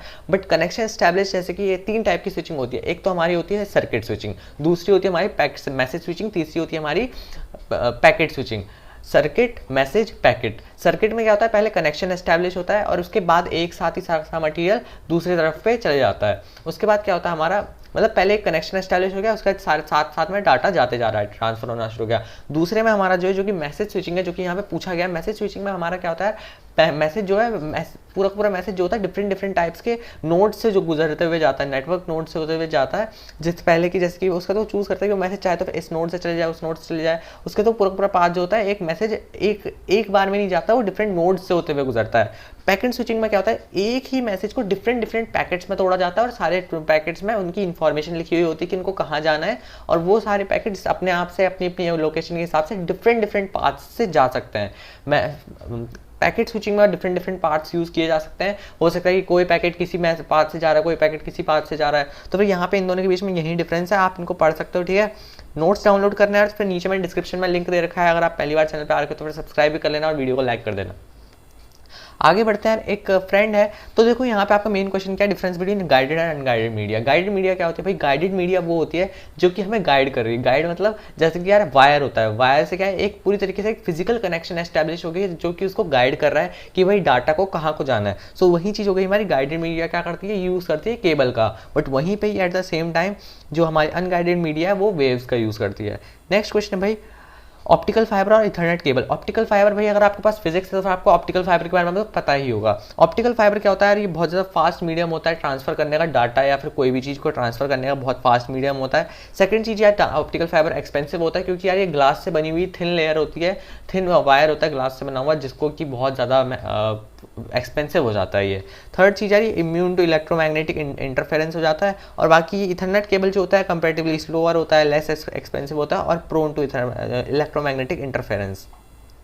बस यार इंपॉर्टेंट ये सब ज़्यादा ये क्वेश्चन से इंपॉर्टेंट है, इसके अलावा आपको इससे बाहर कुछ जाने की जरूरत नहीं, इससे बाहर कुछ पढ़ने की जरूरत नहीं है। नेक्स्ट चीज़ यहाँ पे आपकी out of the following which of the fastest, कौन सी फास्टेस्ट है, पहली है वायर्ड, दूसरी है वायरलेस। तो भाई ऑब्वियसली बात है, हमारा वायर्ड में जो होता है हमारा ऑप्टिकल फाइबर फास्टेस्ट होता है, और वायरलेस में हमारा क्या होता है, इंफ्रारेड या फिर माइक्रोवेव। ये चीज़ आपको याद कर लेनी है। नेक्स्ट आपका बस टोपोलॉजी और स्टार टोपोलॉजी। बस टोपोलॉजी में आपकी बस जैसी बनेगी और स्टार टोपोलॉजी में स्टार बनेगा। देखो मान लो कि ये बस दे रखी है और इसमें यहाँ पे गाड़ी के शीशे जैसे लगा रखे हैं जो आपके कंप्यूटर्स हैं, सो इनको आपको इस तरीके से इमेजिन करना है। बस में क्या होता है भाई, एक ही हमारा यहाँ पे एक ही मीडियम होता है जो कि सारे के सारे शेयर करते हैं, एक ही मीडियम हमने लाइन खींची, उसी को ही सारे के सारे कंप्यूटर्स शेयर कर रहे हैं। स्टार टोपोलॉजी में एक सेंटर कनेक्शन होता है और उसी से ही सारे कंप्यूटर्स कनेक्टेड होते हैं। एडवांटेजेस स्टार टोपोलॉजी ऊपर बस टोपोलॉजी, तो यहाँ पे आप देख सकते हो इंडिपेंडेंट लाइन्स ऑफ कनेक्शन होती है। स्टार टोपोलॉजी में आपका इंडिपेंडेंट लाइन्स होती है, तो फिर कोई भी किसी से इंटरकनेक्टेड नहीं रहती, तो कोई भी अगर हम बीच से कोई भी कंप्यूटर या फिर सिस्टम निकाल लेते हैं तो फिर उससे बाकियों पर कोई फर्क नहीं पड़ता। नेक्स्ट चीज़ यहाँ पे आपकी डिसएडवांटेजेस भी दे रखे हैं कि एक्सपेंसिव होता है और लॉन्ग केबल लेंथ हो जाती है इससे। अगला क्वेश्चन है हमारा, identify the type of topology on the basis of following. Since every node is connected to the server. Okay देखो यहाँ पे आपका ए में क्या दे दिया, आपको बता दिया कि large amount of cable required. आपको पता है लार्ज अमाउंट ऑफ केबल किस में रिक्वायर्ड होती है, स्टार टोपोलॉजी में, तो फिर इसका हो जाएगा स्टार टोपोलॉजी। नेक्स्ट आपका सिंगल कॉमन पाथ होता है सारे नोड्स के लिए, तो फिर इसका आपका बस टोपोलॉजी खत्म। फिर आपको इनके डायग्राम से याद कर लेना है कि भाई आपको किस तरीके से इनका लेआउट बनाना है। नेक्स्ट क्वेश्चन है which protocol transfers file from remote file. तो यार ये एफटीपी और टेनेंट और टीसीपी। एफटीपी क्या होता है हमारा फाइल ट्रांसफर प्रोटोकॉल, टीसीपी क्या होता है आपका ट्रांसमिशन कंट्रोल प्रोटोकॉल। तो ये प्रोटोकॉल आपको याद रखना है, फाइल को ट्रांसफर करने के लिए इन प्रोटोकॉल्स के अंडर ही फाइल ट्रांसफर होती है। नेक्स्ट आपका HTTP एंड FTP। HTTP क्या होता है आपका, ये प्रोटोकॉल जो होता है इसको फाइल्स को ट्रांसफर करने के लिए। HTTP क्या होता है यार आपको पता ही है, जो भी आप वेबसाइट विजिट करते हो तो फिर सबसे पहले आपका HTTP लिखा हुआ आता है। वो क्या होता है, वो आपको बताता है कि भाई transfer files from web server से लेके वेब सर्वर में और आपके वेब पेज में फाइल ट्रांसफर करने के लिए जो होता है उस केस में HTTP का यूज़ होता है। और FTP क्या होता है यार, ये हमारा फाइल ट्रांसफर प्रोटोकॉल होता है जो नॉर्मल हम वर्क स्टेशन या फिर FTP सर्वर के बीच में जब फाइल ट्रांसफर करते हैं तब FTP आता है, फाइल ट्रांसफर प्रोटोकॉल आता है। अगला क्वेश्चन हमारा, तो भाई इस तरीके से आपको सिचुएशन बेस्ड क्वेश्चंस बहुत मिलने वाले हैं, जैसे कि आपका अरुण ने ये किया, उसने वो किया। बेसिकली यहाँ पे अरुण ने एक ईमेल चेक किया, उसको पता लगा कि उसमें बहुत सारे उसके ईमेल्स आ रखे थे, तो फिर अब उसको 2 घंटे लगता है डिलीट करते करते, तो फिर आखिर क्यों आ गए इतने सारे ईमेल्स और कैसे हम इसको ठीक कर सकते हैं। तो भाई अरुण के ऊपर क्या है, किसी स्पैम का अटैक हो गया है और वो प्रमोशनल ईमेल्स हैं, और ये जो भी है डिफरेंट टाइप्स के एडवर्टाइजिंग ग्रुप्स की तरफ से भेजे जो गए हो सकते हैं। So while surfing the internet he should create filters, उसको नेट चलाते वक्त, इंटरनेट चलाते वक्त उसको फिल्टर्स क्रिएट करने चाहिए ताकि वो अनवांटेड ईमेल्स ना आ पाएँ। अगला question, miss Raveena Sen is an IT expert. So वो एक आईटी एक्सपर्ट है, उन्होंने अपनी स्किल्स को दूसरी कंपनी की प्राइवेट इन्फॉर्मेशन निकालने के लिए यूज़ कर लिया, तो फिर इसमें हमें जस्टिफाई करना है। तो भाई इसमें हैकर, क्रैकर, ऑपरेटर या फिर नेटवर्क एडमिन, तो फिर यार यहाँ पे हमारा हैकर आ जाएगा, क्योंकि भाई हैकर कैसे है वो, क्योंकि हैकर वो पर्सन होता है जो कि किसी भी दूसरी ऑर्गेनाइजेशन को बिना मेलिशियस इंटेंट के क्रैक करता है उनका कोड, या फिर कोई भी उसके ब्रेक करता है, उसके अंदर जाने की कोशिश करता है। बट यार यहाँ पे आपको ध्यान रखना है, हैकर का कभी भी कोई भी मेलिशियस इंटेंट नहीं होता। बट यहाँ पे हैकर्स आपको कहीं पे आपको इस तरीके से देखा होगा, बट एक टाइप के हैकर्स एक होता है व्हाइट हैट हैकर्स, एक होता है हमारे ब्लैक हैट हैकर्स, ठीक है। तो फिर वो चीज़ भी आपको ध्यान रखनी है। बट यहाँ पे आपका आंसर क्या होने वाला है, हैकर होने वाला है। नेक्स्ट चीज़ आपकी हैकर की डेफिनेशन मैंने आपको बता दिया। हैकर्स वो होते हैं जो कि विदाउट एनी, जिनके अंदर कोई भी इंटेंशनली ऐसा नहीं होता कि भाई हम उसको हार्म करें, तो फिर वो हमारा हैकर आ जाएगा। और hacker is a different from cracker. Cracker क्या होता है, जो कि मलीशियस इंटेंट से आता है, उसका इंटेंशन खराब होता है क्रैकर का, और हैकर का कभी भी इंटेंशन खराब नहीं होता। नेक्स्ट चीज़ आपका ट्रोजन हॉर्स क्या होता है, ये हमारा मेलवेयर होता है कंप्यूटर प्रोग्राम के अंदर, जो कि यूजफुल दिखता है पर होता क्या है, हार्मफुल होता है। और कंप्यूटर वॉर्म क्या होता है, ये अपने आप में, ये कंप्यूटर जो वॉर्म जो होता है अपने आप ही सेल्फ रेप्लिकेटिंग होता है, और ये डिफरेंट नेटवर्किंग सर्विस नेटवर्क से आ जाता है हमारे कंप्यूटर के अंदर। नेक्स्ट चीज़ ट्रोजन हॉर्स क्या होता है, ट्रोजन हॉर्स यहाँ पे बता रखा है आपको, मेलवेयर होता है, और जो कि हमें दिखता है कि सही सॉफ्टवेयर सही है, बट हमें कंप्यूटर का अंदर ही अंदर क्या करता है, डैमेज करता है। नेक्स्ट चीज़ हमारा 2 advantages of 3G over 2G telecom services. So भाई 3G 2G आपको पता ही है, सर्विस फास्ट हो जाती है और अच्छी क्वालिटी हो जाती है, यही सब कुछ लिखना है कि faster web browsing, faster file transfer, better video clarity और बेटर सिक्योरिटी। नेक्स्ट चीज़ वेब 2.0, तो वेब 2.0 का वही चीज़ है कि भाई हमें बेटर क्वालिटी हुई हर चीज़ में, फैसिलिटेट पार्टिसिपेटरी इन्फॉर्मेशन शेयरिंग हमारा बढ़ गया, ठीक है। एंड यस, इसमें हमारा जो एग्जांपल्स हैं, social networking sites, blogs, Facebooks, इसमें क्या हुआ, ये हमारा और ज़्यादा इंप्रूवमेंट लाए थे इस वेब 2.0 की वजह से। नेक्स्ट हमारा crime, cyber crime, stealing away brand new disk. अच्छा, तो फिर इन सब में से कौन सा साइबर क्राइम है, तो भाई साइबर क्राइम आपको पता ही है, साइबर क्राइम में साइबर आना ज़रूरी है, मतलब कि कोई भी इंटरनेट से रिलेटेड क्राइम। तो देखो अब भाई हमने किसी शोरूम से हार्ड डिस्क चुरा ली, तो फिर that is not a cyber crime, because यहाँ पे हमारा इंटरनेट का कोई रोल नहीं है। तो फिर किसी भी सोशल मीडिया अकाउंट में विदाउट उसकी परमिशन क्या एंटर करना क्या है, साइबर क्राइम। थैंक्स, किसी का भी डाटा कॉपी करना और उसको बेचना, ये भी साइबर क्राइम है। एंड फोर्थ जो है हमारा ऑनलाइन एक्टिविटी में फ्रेंड्स के ब्लॉग में देखना, तो फिर ये साइबर क्राइम नहीं है। तो फिर second and third are cyber crimes. Next चीज़, साइबर क्राइम के 2 एप्लीकेशंस। सो साइबर क्राइम क्या है, wide variety of political, legal issues and related to, पढ़ सकते हो यार ये सब आप, ठीक है। सो ये याद करने वाली चीज़ें हैं। और कुकीज़ क्या होती हैं, कभी भी हम किसी भी वेबसाइट में जाते हैं तो फिर हमसे परमिशन ली जाती है कि हम आपको कुकीज़ भेजना चाहते हैं, तो फिर वो कुकीज़ क्या होती है, छोटी छोटी इन्फॉर्मेशन होती है जो कि वही सर्वर, वही वाली वेबसाइट वाले बाद में यूटिलाइज़ करते हैं अपने लिए। और write two advantages of open source software. Open source software वो सॉफ्टवेयर होते हैं जिनका सोर्स कोड ऑलरेडी अवेलेबल होता है और उसको इम्प्रूवमेंट किया जा सकता है। ये फ्री सोर्स होते हैं और कई बार इनको बहुत कम अमाउंट में हम खरीद भी सकते हैं। एंड यहीं पे प्रॉपर्टी सॉफ्टवेयर जो होते हैं इनके सोर्स कोड अवेलेबल नहीं होते और इनको हाई अमाउंट में हमें परचेज करना पड़ता है, फ्रीली अवेलेबल नहीं होते property software. And same question वहीं दोबारा नीचे भी दे रखा है। तो यार देखो, सबसे पहले हमारा स्टैक में जो है, स्टैक मतलब हमारा डाटा स्ट्रक्चर देखेंगे हम सबसे पहले। तो जैसे कि आपको सामने स्क्रीन पे दिख रहा होगा, data structure is a named group of data of different types of data types which is stored in a specific way and can be processed as a single unit. तो यार डाटा स्ट्रक्चर्स वो structures होते हैं जिनको कि हम एक specified तरीके से डिवाइड करके, हम स्पेसिफाइड तरीके से डिफरेंट टाइप्स में हम स्टोर करते हैं, ठीक है, जिससे कि हम एक बार में ही कोई भी फंक्शन या फिर कोई भी प्रोग्राम एग्जीक्यूट करते हैं। जैसे कि यार पाइथन डाटा स्ट्रक्चर्स आपको फ्लो चार्ट मैंने जो बना रखा है आप वो सामने स्क्रीन पे देख सकते हो। इसमें पाइथन डाटा स्ट्रक्चर को दो टाइप्स में डिवाइड किया गया है। एक है हमारा प्रिमिटिव, एक है हमारा नॉन प्रिमिटिव। प्रिमिटिव में यार हमारा फ्लोट, इंटीजर, स्ट्रिंग, बूलियन, ये सब चीजें, और ये सब चीजें हमें पहले से ही पता है, तो फिर इनके बारे में हमें ज्यादा जानने की जरूरत नहीं है। और डाटा स्ट्रक्चर वाले चैप्टर में भी इनके बारे में हमें ज्यादा जानना नहीं है, ठीक है। हमारे ये सब सिलेबस में नहीं है इस बार। बल्कि यहाँ पे हमारा नॉन प्रिमिटिव में जो है हमारा बिल्ट इन और यूजर डिफाइंड दो टाइप में है। और बिल्ट इन में हमारा list, tuple, dictionary, set, and user defined में हमारा स्टैक, क्वी, लिंक्ड लिस्ट एंड ट्री, ठीक है। तो यार इसमें से हमारा एक लिस्ट और एक स्टैक जो है, हमारे यही दो चीजें हैं जो कि इस बार हमारे से पूछी जाएंगी, जो कि हमारे इस बार सिलेबस में है,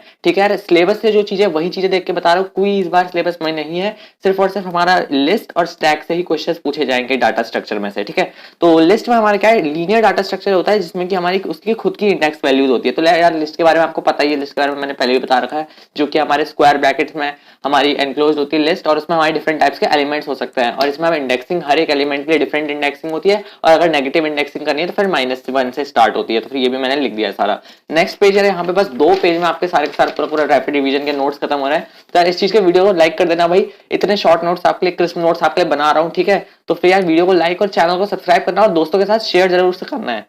नेक्स्ट आपको यहाँ पे स्टैक की बात आती है। स्टैक क्या होता है, हमारा लीनियर डाटा स्ट्रक्चर होता है जो कि लीफो को फॉलो करता है। लीफो क्या होता है, लीफो मैनर, मतलब कि लास्ट इन फर्स्ट आउट, यानी कि भाई कोई भी चीज है, अगर कोई चीज पहले आई है तो फिर वो सबसे पहले निकलेगी। जैसे कि मान लो कि एक पाइल ऑफ बुक्स होता है कि एक के ऊपर एक बुक रखी है, यहाँ पे मान लो एक पाइल ऑफ बुक्स है, तो भाई जो वाली बुक सबसे ऊपर पे हमने रखी हुई है वही सबसे पहले निकलती है बाहर। मतलब जो हम सबसे ज्यादा पहले डालेंगे वो सबसे आखिरी में निकलेगी, और जो सबसे हम आखिरी में डालेंगे वो सबसे पहले निकलेगी। तो आई थिंक ये सब चीजें क्लियर है यार, इतना समझने की ज्यादा इसको जरूरत नहीं है। इंसर्शन और डिलीशन दोनों एक ही तरफ से होता है। ये आपका एक बॉक्स है, इसके अंदर आप बुक्स रखते जा रहे हो, 1 2 3 4 5 6, ये सिर्फ ऊपर से खुला हुआ है। तो बस आप इसको ऊपर से ही निकाल सकते हो और ऊपर से ही डाल सकते हो। बस इसी चीज का यही मतलब है कि इंसर्शन और डिलीशन सारा का सारा टॉप से ही हो सकता है।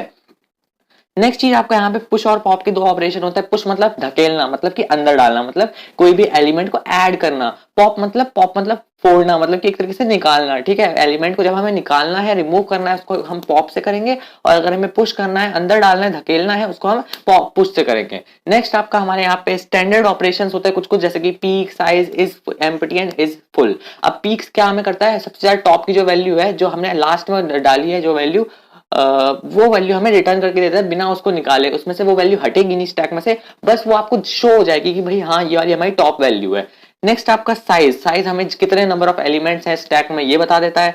इज एम्प्टी हमें चेक करता है कि भाई स्टैक एम्प्टी तो नहीं है, और इज फुल चेक करता है कि भाई स्टैक फुल तो नहीं है।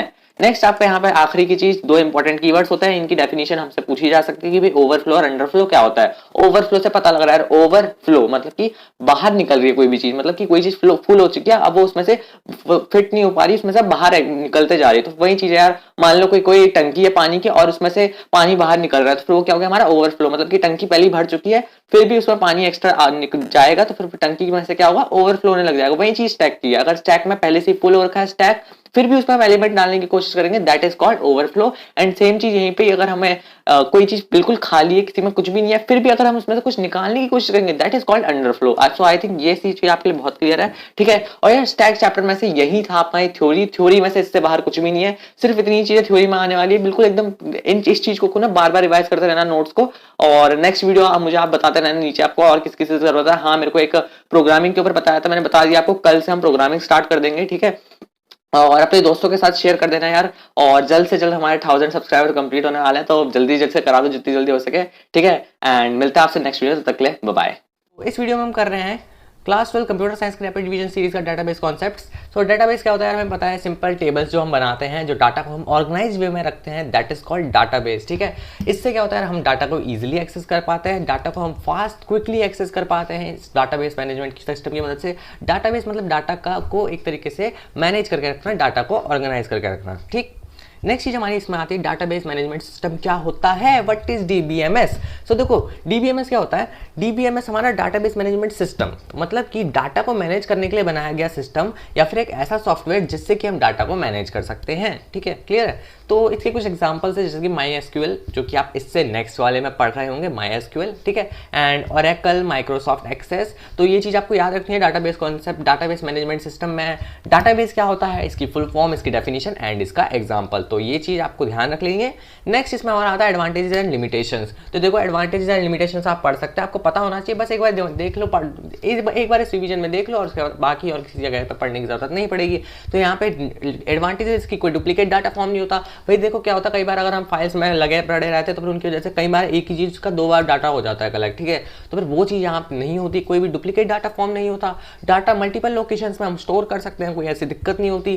डाटा में इनकंसिस्टेंसी कम हो जाती है, ठीक है। और यहाँ पे डाटा को मल्टीपल यूजर्स एक साथ यूज कर सकते हैं, जो कि भाई वैसे फाइल वाले सिस्टम में पॉसिबल नहीं था।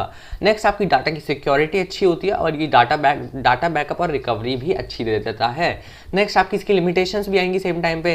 देखो भाई एवरी कॉइन हैव 2 साइड्स, अगर उसकी पॉजिटिव साइड है तो फिर नेगेटिव साइड्स भी होगी। तो फिर यहाँ पे इसके हम लिमिटेशंस भी देख लेते हैं कि भाई increases the complexity of maintaining functionalities like securities, consistency, sharing, integrity. मतलब कि भाई शेयरिंग करना है या फिर उसकी इंटीग्रिटी, शेयरिंग, कंसिस्टेंसी, सिक्योरिटी, इस सब में उसकी क्या हो जाता है, थोड़ी कॉम्प्लेक्सिटी आ जाती है, ठीक है। नेक्स्ट हमारा क्या आ जाता है इसमें कि हमारे chances of loss of data बढ़ जाता है, मतलब डाटा खतरे में आ जाता है कहीं कुछ तरीके से, कि भाई अगर हमारा हार्डवेयर में कोई दिक्कत हो गई, अगर हमारे सॉफ्टवेयर में कुछ दिक्कत हो गई तो फिर डाटा खो ना जाए। तो फिर इस चीज के में हमारी इसकी एक भी लिमिटेशन है। लास्ट इसमें हमारा इंस्टॉलेशन कॉस्ट क्या होता है, हाई होता है। नेक्स्ट हम इसमें देख रहे हैं रिलेशनल डाटा मॉडल या फिर डाटाबेस टर्म्स। तो रिलेशन क्या होता है, relation is the simply just the table name, ठीक है। टेबल का दूसरा नाम आप समझ सकते हो रिलेशन होता है। तो जैसे कि यहाँ पे आपको सामने दिख रहा होगा नेम, कार्डिनैलिटी, डिग्री, 3 प्रॉपर्टी होती है। नेम क्या होता है, name is the identifier of the table. Cardinality is the number of रोज। देखो नंबर ऑफ रोज आपको पता है कि भाई कितनी ज्यादा एंट्रीज हो रखी है, that is the number of rose. And number of रोज को हम क्या कहेंगे, कार्डिनैलिटी कहेंगे। ये बात आपको ध्यान रखनी है। क्वेश्चन कैसा आएगा एग्जाम में, क्वेश्चन कैसा आ सकता है कि एक टेबल दे दिया आपको, उसमें आपको पूछ रहा है कि what is the cardinality of this table, और या फिर पूछ सकता है what is the degree of this table. तो आपको ध्यान रखना है कि कार्डिनैलिटी क्या होता है, number of rose, and degree क्या होता है, नंबर ऑफ कॉलम्स। बस यहाँ पे इतना हो गया। नेक्स्ट पेज में चलते हैं यार।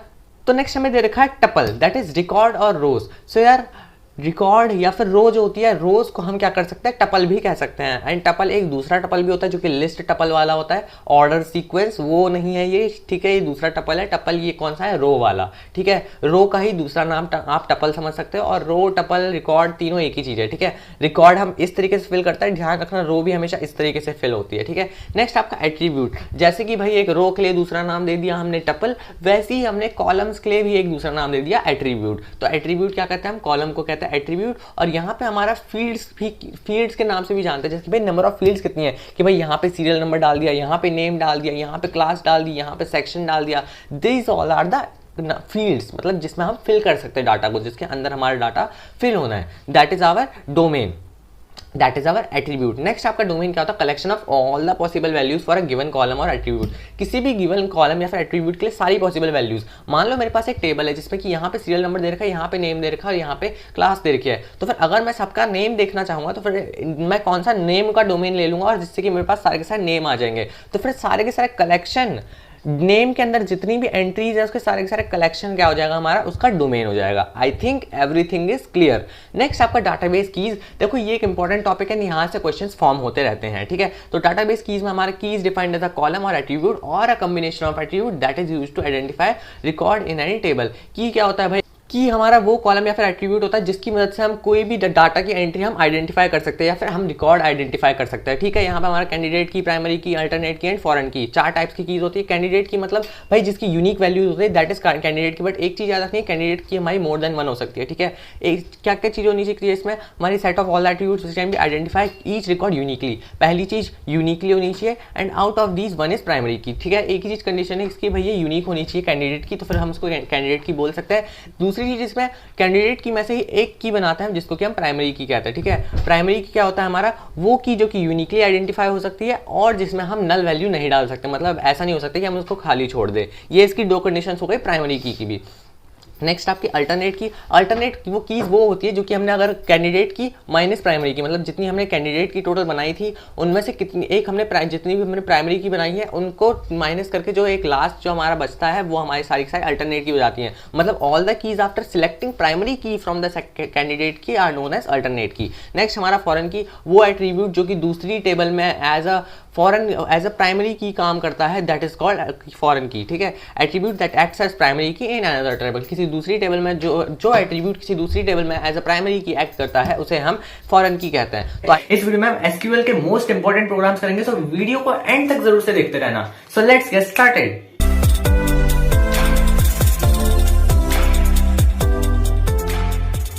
सर सबसे पहले बात करें क्वेश्चन नंबर 1 की। क्वेश्चन नंबर जैसे आपको सामने स्क्रीन पे दिख रहा होगा क्या है हमारा, हम रीड करते हैं तो फिर सिलेक्ट डेजिग्नेशन काउंट। तो देखो सिलेक्ट के बाद जो भी लिखा हुआ होता है हमें हमेशा आउटपुट में वही लिखना होता है। तो ये वाला हमारा क्वेश्चन है आउटपुट बेस्ड। इसमें हमें जो प्रोग्राम देखा है उसका हमें आउटपुट निकालना है। तो आउटपुट कैसे निकालेंगे, टेबल बना के निकालेंगे। तो डेजिग्नेशन काउंट सिलेक्ट करने को बोला है, किसमें से सिलेक्ट करने को बोला है, एडमिन वाली टेबल में से बोला है। कई बार हमें 2 टेबल दी हुई होंगी, मैं नीचे मैंने वाली क्वेश्चन भी दे रखे जिसमें हमने 2 टेबल दे रखी है, ठीक है। तो 2 टेबल्स पे कैसे करना है वो भी इस वीडियो में मैं बता दूंगा, ठीक है।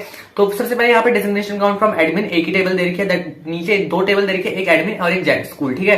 तो फिर यहाँ पे एडमिन में से हमें क्या करना है, डेजिग्नेशन काउंट सिलेक्ट करना है, group by designation count having, और वही वाले डेजिग्नेशन काउंट लेना है जिसमें कि काउंट क्या है हमारा डेजिग्नेशन का लेस देन 2, ठीक है। मतलब भाई डेजिग्नेशन काउंट क्या होना चाहिए, एक बार ही आना चाहिए। लेस देन 2 मतलब भाई बस एक ही बार आना चाहिए। तो फिर भाई ऐसी डेजिग्नेशन जो कि सिर्फ एक ही प्रेजेंट हो, एक से ज्यादा बार वो डेजिग्नेशन नहीं होनी चाहिए। जैसे कि यहाँ पे आपको डेजिग्नेशन दिख रही होगी vice principal, coordinator, HOD, senior teacher, HOD. तो यहाँ पे सिर्फ वाइस प्रिंसिपल एक ही बार है, तो इसको हम आउटपुट में लिख देंगे वाइस प्रिंसिपल और उसके साथ में 01। ये 01 क्या डिनोट कर रहा है, काउंट डिनोट कर रहा है। जैसे कि आपने प्रोग्राम में देखा सिलेक्ट डेजिग्नेशन काउंट पहले लिखा हुआ था, इसलिए हमने डेजिग्नेशन पहले लिखा उसके बाद काउंट लिखा है, ठीक है। इतनी चीज क्लियर है। नेक्स्ट पार्ट इसका select maximum experience. Maximum experience select करना, जैसे कि यहाँ पे आपको पता है मैक्सिमम एक्सपीरियंस का क्या है, आपको पता है टीचर से, तो फिर यहाँ पे किसी का एक्सपीरियंस ज्यादा होगा, किसी का एक्सपीरियंस कम होगा। तो जिसका एक्सपीरियंस सबसे ज्यादा है वो बता रहे हैं कि यहाँ पे मैक्सिमम एक्सपीरियंस किसका है। ये नहीं बताने कि किसका है, ये बताने कि कितना है, ठीक है। मैक्सिमम एक्सपीरियंस कितना, फिर एक्सपीरियंस में देख लोगे आप मैक्सिमम कितना 16 ईयर्स, तो फिर आप 16 लिख दोगे, बस काम खत्म। नेक्स्ट सब पार्ट आपका इसका select teacher from school where experience is greater than 12 order by teacher. Order by teacher का मतलब भाई हमें ऑर्डर बाय टीचर लिखना पड़ेगा। प्रोग्राम अगर हम बनाते हैं तब जाके ऑर्डर बाय टीचर है। ऑर्डर बाय टीचर मतलब होता है कि जिस टीचर का ज्यादा एक्सपीरियंस है उसको हम ऊपर लिखेंगे, जिस टीचर का कम एक्सपीरियंस है उसको हम नीचे लिखेंगे। मीन्स एक टाइप से हमारा डिसेंडिंग ऑर्डर्स में, ठीक है। तो यहाँ पे हमारा select teacher from school, teacher select कर रहे हैं जिसका एक्सपीरियंस 12 साल से ज्यादा का, 12 साल से ज्यादा का। सिर्फ आपको इस टेबल में 2 ही टीचर का दिख रहा होगा, एक है हमारा उमेश सर, एक है हमारी यशराज सर। तो उमेश सर का 16 है, यशराज सर का 15 है, तो फिर इन दोनों के ही नाम हम नीचे लिख देंगे। फोर्थ पार्ट इसका है हमारा सिलेक्ट काउंट फ्रॉम। हमें काउंट को सिलेक्ट करना है, काउंट और जेंडर 2 चीज सिलेक्ट करनी है। किसमें से, एडमिन वाले ग्रुप में से, एडमिन, और क्या करना है ग्रुप बाय जेंडर के हिसाब से ग्रुप करना है और बताना कि कौन सा कितने बार आया है। तो फिर यहाँ पे आपको दिख रहा होगा कि भाई हमारा मेल जो है हमारा 1 2 3 4 5 बार आया है और फीमेल आपका 2 बार आया है। तो यही चीज आप पहले काउंट लिख दोगे 5, उसका सामने लिख दोगे मेल, एंड 2 बार लिख दोगे आप, 2 का काउंट हो जाएगी आपकी फीमेल की और सामने लिख दोगे आप फीमेल। बस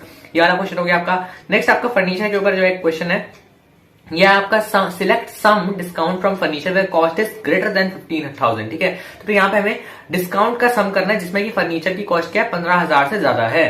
तो यहाँ पे 15,000 से कम वाली देख लो कौन कौन सी है, सिर्फ 2 है, एक 12,000 एक 15,000। तो इनसे ज्यादा वाली है सारी। तो बाकी सबको सम कर देंगे 10 5 और ये 14 कितना हो जाएगा 29। फिर आउटपुट क्या आ जाएगा इसका 29। ये आपका एक आउटपुट बेस्ड क्वेश्चन है। इसके ऊपर जो करा था आपने वो भी आपका एक आउटपुट बेस्ड क्वेश्चन था, ठीक है। तो ये दोनों आउटपुट बेस्ड क्वेश्चन हो गए। एंड इसमें हमारा नेक्स्ट क्या है, हमारा select maximum date of purchase. तो वही मैक्सिमम डेट ऑफ परचेज का कुछ नहीं है, जो भी आपकी रिसेंट डेट है ना वही आपकी मैक्सिमम हो जाएगी, और जो भी आपकी ओल्डेस्ट डेट है, सबसे पुरानी डेट है, वो आपकी क्या हो जाएगी, मिनिमम डेट हो जाएगी, ठीक है। तो ये चीज आपके लिए क्लियर होनी चाहिए। मैक्सिमम डेट कौन सी है इसमें आपको दिख रही होगी, मैक्सिमम हमारी है यहाँ पे 2021 की, ठीक है। 2021, हाँ 1 जनवरी 2021। एक सेकंड यार, यहाँ पे आपका एक एडिट होना है, देखो हाँ, जो आपको 19 जुलाई 20016 दिख रहा है ना, तो वहां पे 2021 है, ठीक है। 2021 होना है वहां पे, बस उसको करेक्ट कर लेना। एग्जाम में आपको जिस भी हिसाब से आएगा मैंने आपको पैटर्न बता दिया कि भाई आपका जो भी होना है, जहां पे आपको सबसे ज्यादा न्यूएस्ट डेट है वो आपका मैक्सिमम में आएगा, जो आपकी सबसे ज्यादा पुरानी डेट होगी वो आपका मिनिमम में आएगा, बात खत्म। नेक्स्ट आपका क्या है यहाँ पे, select date of purchase from furniture where select start from furniture. तो वो फर्नीचर और फ्रॉम और फर्नीचर यहाँ पे इन्होंने एक साथ कर दिया, इस वजह से यहाँ पे तो हमारा कोई भी आउटपुट नहीं आने वाला। बट अगर ये अलग अलग होते, सही तरीके से कोड लिखा हुआ होता, तो फिर हमें क्या करना होता, 5 से ज्यादा होना चाहिए डिस्काउंट जो है, ग्रेटर देन 5 एंड फील्ड जो होती है T%। अब देखो 5 से ज्यादा डिस्काउंट किसमें आपका 5 से ज्यादा, पहले तो टी वाला देख लो भाई, हमें ऐसी FID किसका क्या होनी चाहिए, T%, मतलब टी से ज्यादा, टी के पीछे कुछ भी लगा लो, आगे से एक फर्स्ट लेटर हमारा टी होना चाहिए, ठीक है। तो यहाँ पे कौन सा दिख रहा है आपको, 2 दिख रहा है मुझे, एक T006 और एक T010। तो फिर इन दोनों में से हमारा 5 से ज्यादा डिस्काउंट किसमें है, हाँ, नीचे वाले में T006 में हमारा 5 से ज्यादा डिस्काउंट है, तो हमारा यहाँ पे इसका आ जाता है ये वाला आंसर। ठीक है, तो भाई इस वाले की पूरी स्टार वाली लाइन है, पूरी लिख देते हैं T00 कंसोल टेबल। ठीक है, बट यहाँ पे हमारा इस टाइप का क्वेश्चन नहीं है। नेक्स्ट हमारा देखते हैं यहाँ पे, नेक्स्ट भी हमारा date of purchase from furniture where name in, देखो डाइनिंग टेबल और कंसोल टेबल का आपको दिख रहा है, डाइनिंग टेबल आपको नाम है, नेम यहाँ पे कहाँ पे दिख रहा है, डाइनिंग टेबल आपको दूसरे नंबर पे है, कंसोल टेबल आपको सेकंड लास्ट है। बस इनका आपको क्या करना है, डेट ऑफ परचेज लिख देनी है। ठीक है, खत्म।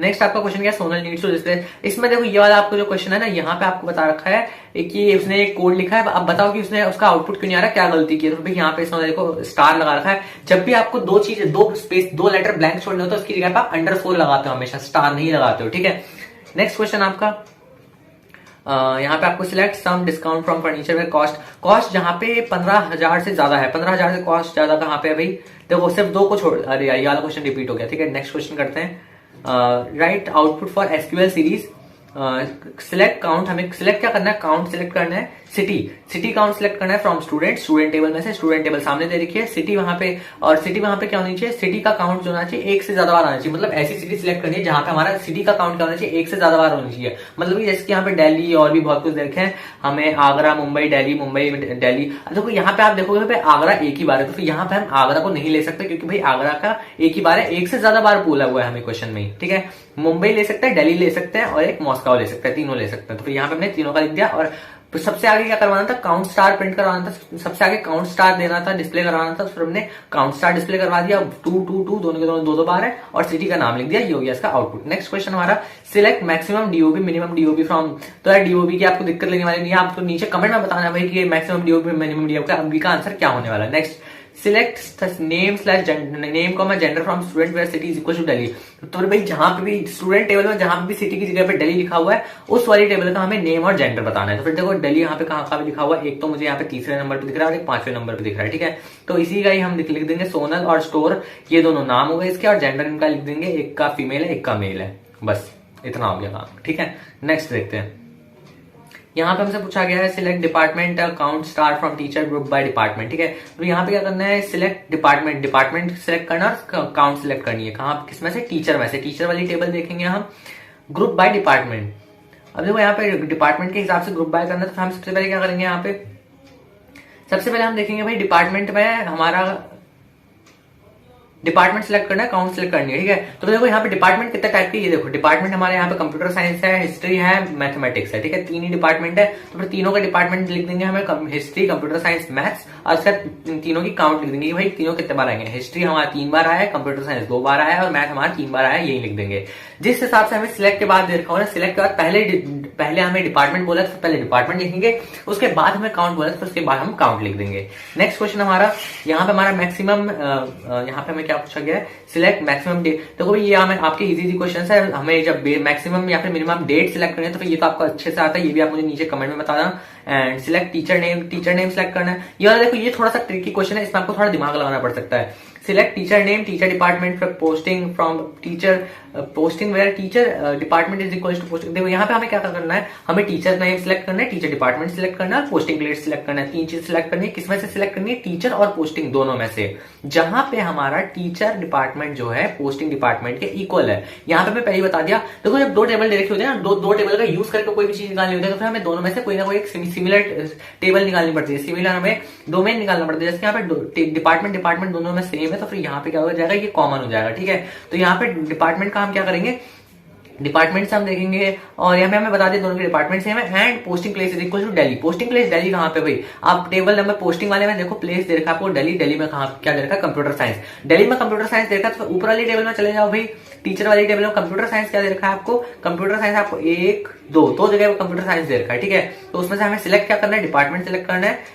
यहाँ पे नेम, यहाँ पे हमें पहले तो टीचर नेम सिलेक्ट करना है। टीचर नेम क्या है, यहाँ पे जुगल है एक, और एक हमारा कंप्यूटर साइंस से शिवम, तो फिर 2 नाम आ गए यहाँ पे, जुगल और शिवम। दूसरी चीज हमें डिपार्टमेंट लिखनी थी, डिपार्टमेंट लिख दिया, और तीसरी चीज प्लेस लिखनी थी, पोस्टिंग प्लेस लिख दिया, खत्म काम। ठीक है, ये इजी है। नेक्स्ट करते हैं यार, to display the average salary of employee all employees department wise. तो फिर देखो यहाँ पे हमें एवरेज सैलरी डिस्प्ले करनी है, कैसे करेंगे, सिलेक्ट एवरेज ब्रैकेट में सैलरी, जो भी हमें जिसका भी हमें एवरेज निकालना होता है उसका क्या करता है, सिलेक्ट करके एवरेज लिख देता है, उसका जो भी एवरेज जिस चीज का एवरेज निकालना है वो लिख देता है। जैसे कि यहाँ पे सैलरी का एवरेज निकालना है, तो फिर हम सैलरी लिख देंगे। नेक्स्ट हमारे यहाँ पे क्या लिखेंगे, फ्रॉम किसमें से निकालना है, कौन सी वाली टेबल में से निकालना है, तो एम्प्लॉय वाली टेबल में से निकालना है। Group by department ID. Next question हमारा टू डिस्प्ले। अब देखो ये वाला क्वेश्चन क्या है, हमारा कोड लिखने वाला क्वेश्चन है, प्रोग्राम लिखने वाला क्वेश्चन है। इससे पहले आपने जो करा वो सब आपके कैसे क्वेश्चन थे, वो आपके आउटपुट बेस्ड क्वेश्चन थे, आपका प्रोग्राम बेस्ड क्वेश्चन है, प्रोग्राम लिखना है आपको। यहाँ पे आपको डिस्प्ले करना है नेम, जो भी चीज डिस्प्ले करनी होता है उनको हमें सिलेक्ट करना होता है हमेशा। तो फिर सिलेक्ट क्या करेंगे, select name respective department. Respective department को हम इसमें क्या लिखा हुआ है, डिपार्टमेंट, ठीक है। हाँ, तो फिर यहाँ पे हम डिपार्टमेंट नेम लिख देंगे। सबसे पहले क्या करेंगे, select name comma department name from, किस में से सिलेक्ट करना है, एम्प्लॉय में से सिलेक्ट करना है, and department, employee comma department दोनों में से देखना है। और जहां पर एम्प्लॉय डिपार्टमेंट आईडी क्या होनी चाहिए, department ID and salary is greater then 5,000। देखो इस टाइप का क्वेश्चन है, मुझे लग रहा है कि बहुत एक्सपेक्टेड क्वेश्चन है कि भाई यहाँ पे आपको क्या होता है, थोड़ा सा ना कई स्टूडेंट्स भूल जाते हैं कि भाई हमें पहले दोनों टेबल में से दोनों की दोनों आईडीज को इक्वल भी करना होता है। तो फिर ये चीज आपको ध्यान रखनी है कि भाई जब आप फ्रॉम कौन सी टेबल में से निकालना है, उसके बाद आपको वो वेयर लगाना है। वेयर लगाने के बाद आप लिख दोगे कि जहां पर employee ID, employee dot department ID, मतलब एम्प्लॉय की डिपार्टमेंट आईडी और आपकी डिपार्टमेंट की डिपार्टमेंट आईडी दोनों की दोनों सेम है, इक्वल है। ये आपको करने के बाद and salary is greater then 5,000, क्योंकि आपको क्वेश्चन में दे रखा है कि सैलरी मोर देन 5,000, फिर आप इस तरीके से कंडीशंस डाल दोगे। नेक्स्ट क्वेश्चन है इसका आपका, to display the name of the employees whose salary is not known in alphabetical order. उस हमें नेम सिलेक्ट करना है जिसकी सैलरी हमें नहीं पता, तो फिर हम यहाँ पे क्या है, नल का यूज करेंगे, ठीक है। Select name from employee where salary is null, order by name, ठीक है। नेम के ऑर्डर के हिसाब से हम क्या करेंगे, सिलेक्ट कर लेंगे उनको। नेक्स्ट है हमारे यहाँ पे to display department ID from the table employee without repetition.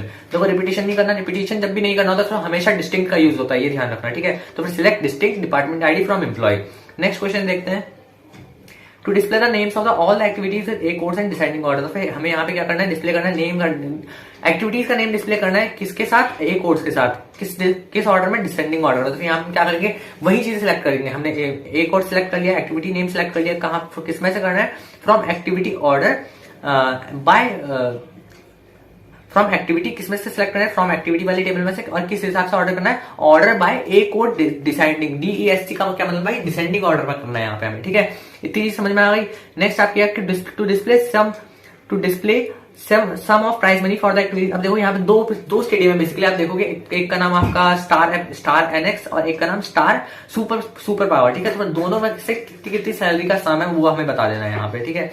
तो वही उसके लिए कोड लिखना है, तो लिख देंगे भाई हम सम, सिलेक्ट सम करना है तो सम फंक्शन का यूज करेंगे, select sum prize money from activity group by stadium के हिसाब से ग्रुप बाय कर देंगे। नेक्स्ट आपका क्या है, ओके सर यहाँ पे आपको क्या दे रखा है, select count distinct participant number. तो देखो पार्टिसिपेंट नंबर ऊपर आपको टेबल में दे रखा है, एक्टिविटी वाले में आपको पार्टिसिपेंट नंबर वाला कॉलम दे रखा है, इस कॉलम में आपको 16, 10, 12, 12, 10। तो यहाँ पे डिस्टिंक्ट कौन कौन से, 16, 10 और 12, तीन ही है। तो फिर इनका आपको क्या करना है, काउंट लिखना है। तो कितने हैं भैया, तीन ही है, तो फिर इसमें 3 आंसर आ जाएगा। नेक्स्ट आपका क्या है, select maximum schedule date, minimum schedule date आपको आती है, तो ये मैं नहीं बताऊंगा। और यही तो देखो सबसे पहले तो हमारा क्वेश्चन नंबर 1 जो कि आपको सामने स्क्रीन पे दिख रहा है, that is given a database inventory, user ID, store manager, password, welcome to store 1 2 3, write a Python code to connect the above database. तो इस टाइप का क्वेश्चन भाई फ्रीक्वेंटली पूछा जाता है, ठीक है।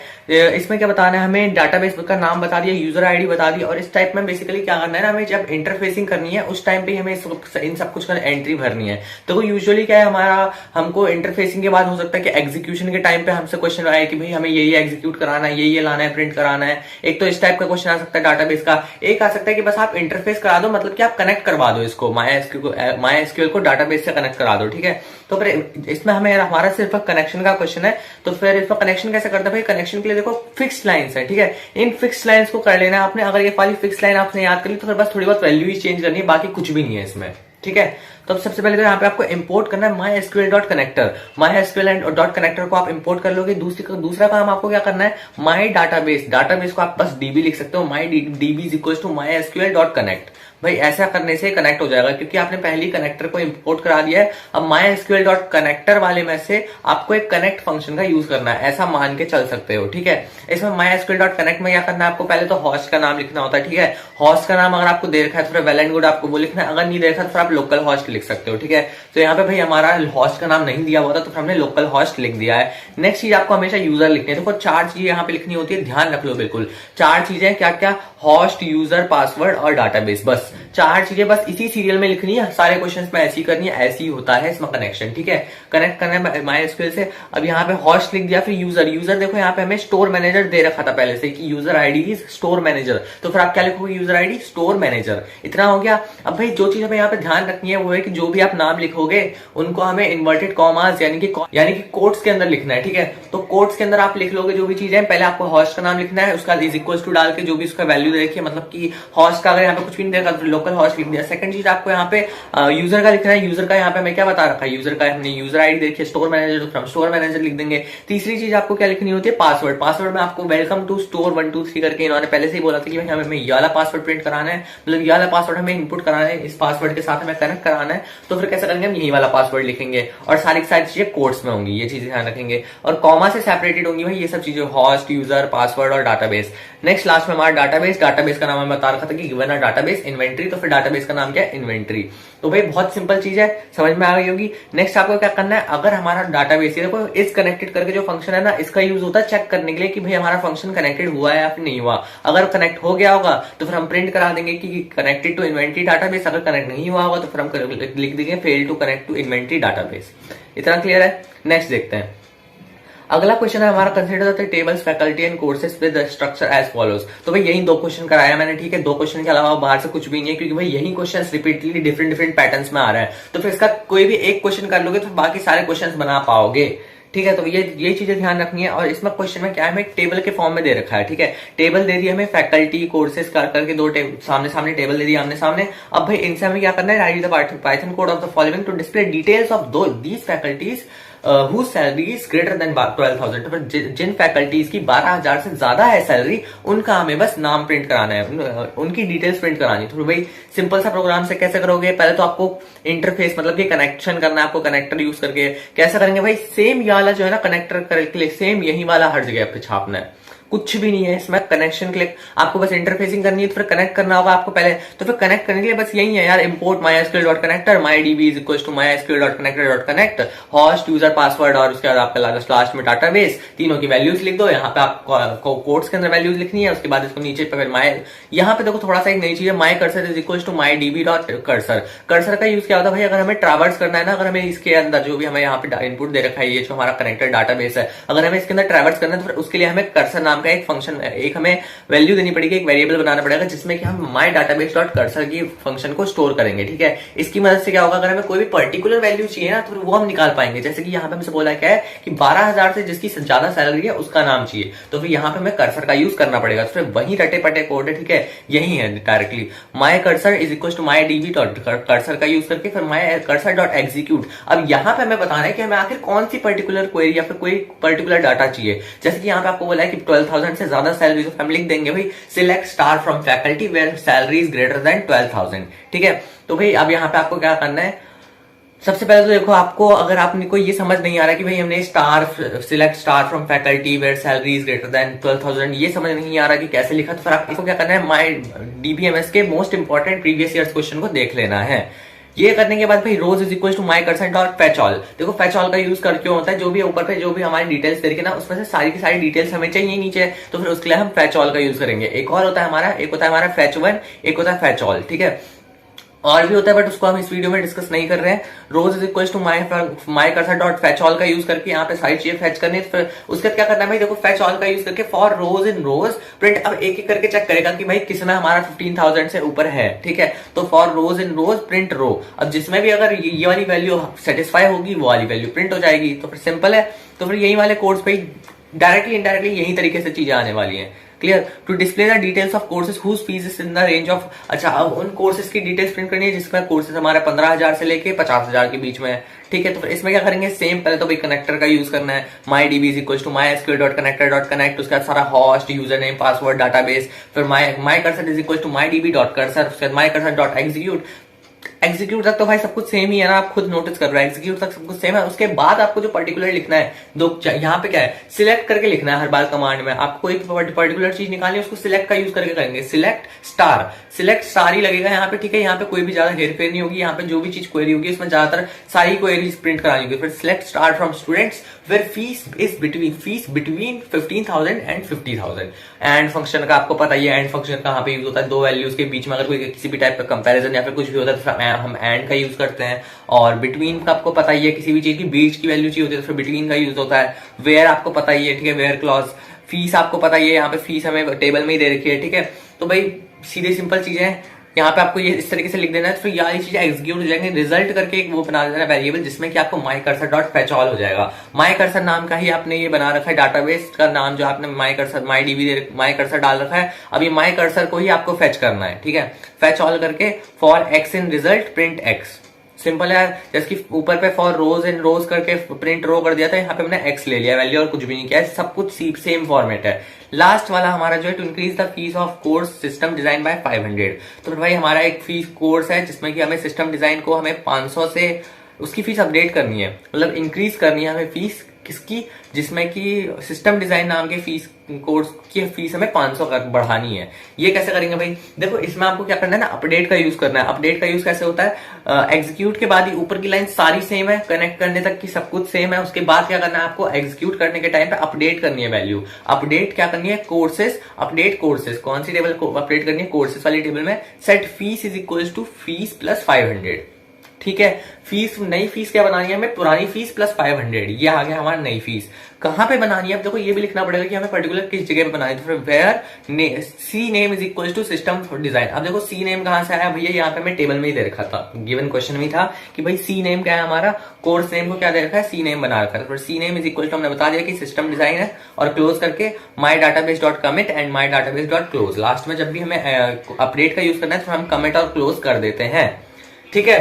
तो यार ये सारे इंपॉर्टेंट क्वेश्चन जो कि आपके इंटरफेस से आ सकते हैं। एंड आई होप ये वाली वीडियो आपके लिए बहुत ज्यादा हेल्पफुल रही होगी। और यार अगर वीडियो हेल्पफुल थी तो फिर वीडियो को लाइक जरूर से कर देना, एंड चैनल पे नई बार आ रखो तो फिर चैनल को सब्सक्राइब कर दो। और भी वीडियोस बहुत सारी क्लास 12 कंप्यूटर साइंस के important questions, previous years questions, rapid revision, ये सब चैनल पे प्रोवाइड हो रहे हैं, तो आप इनको देखते रहो। ऑलरेडी बहुत सारी चीजें प्रोवाइडेड है, तो फिर इनको देख के भाई आपको सारा का सारा आपका ऑलमोस्ट सिलेबस कंप्लीट हो जाएगा, और वो भी बहुत कम टाइम में हो जाएगा, ठीक है। तो मिलता है आपसे नेक्स्ट वीडियो, तब तक के लिए बाय बाय।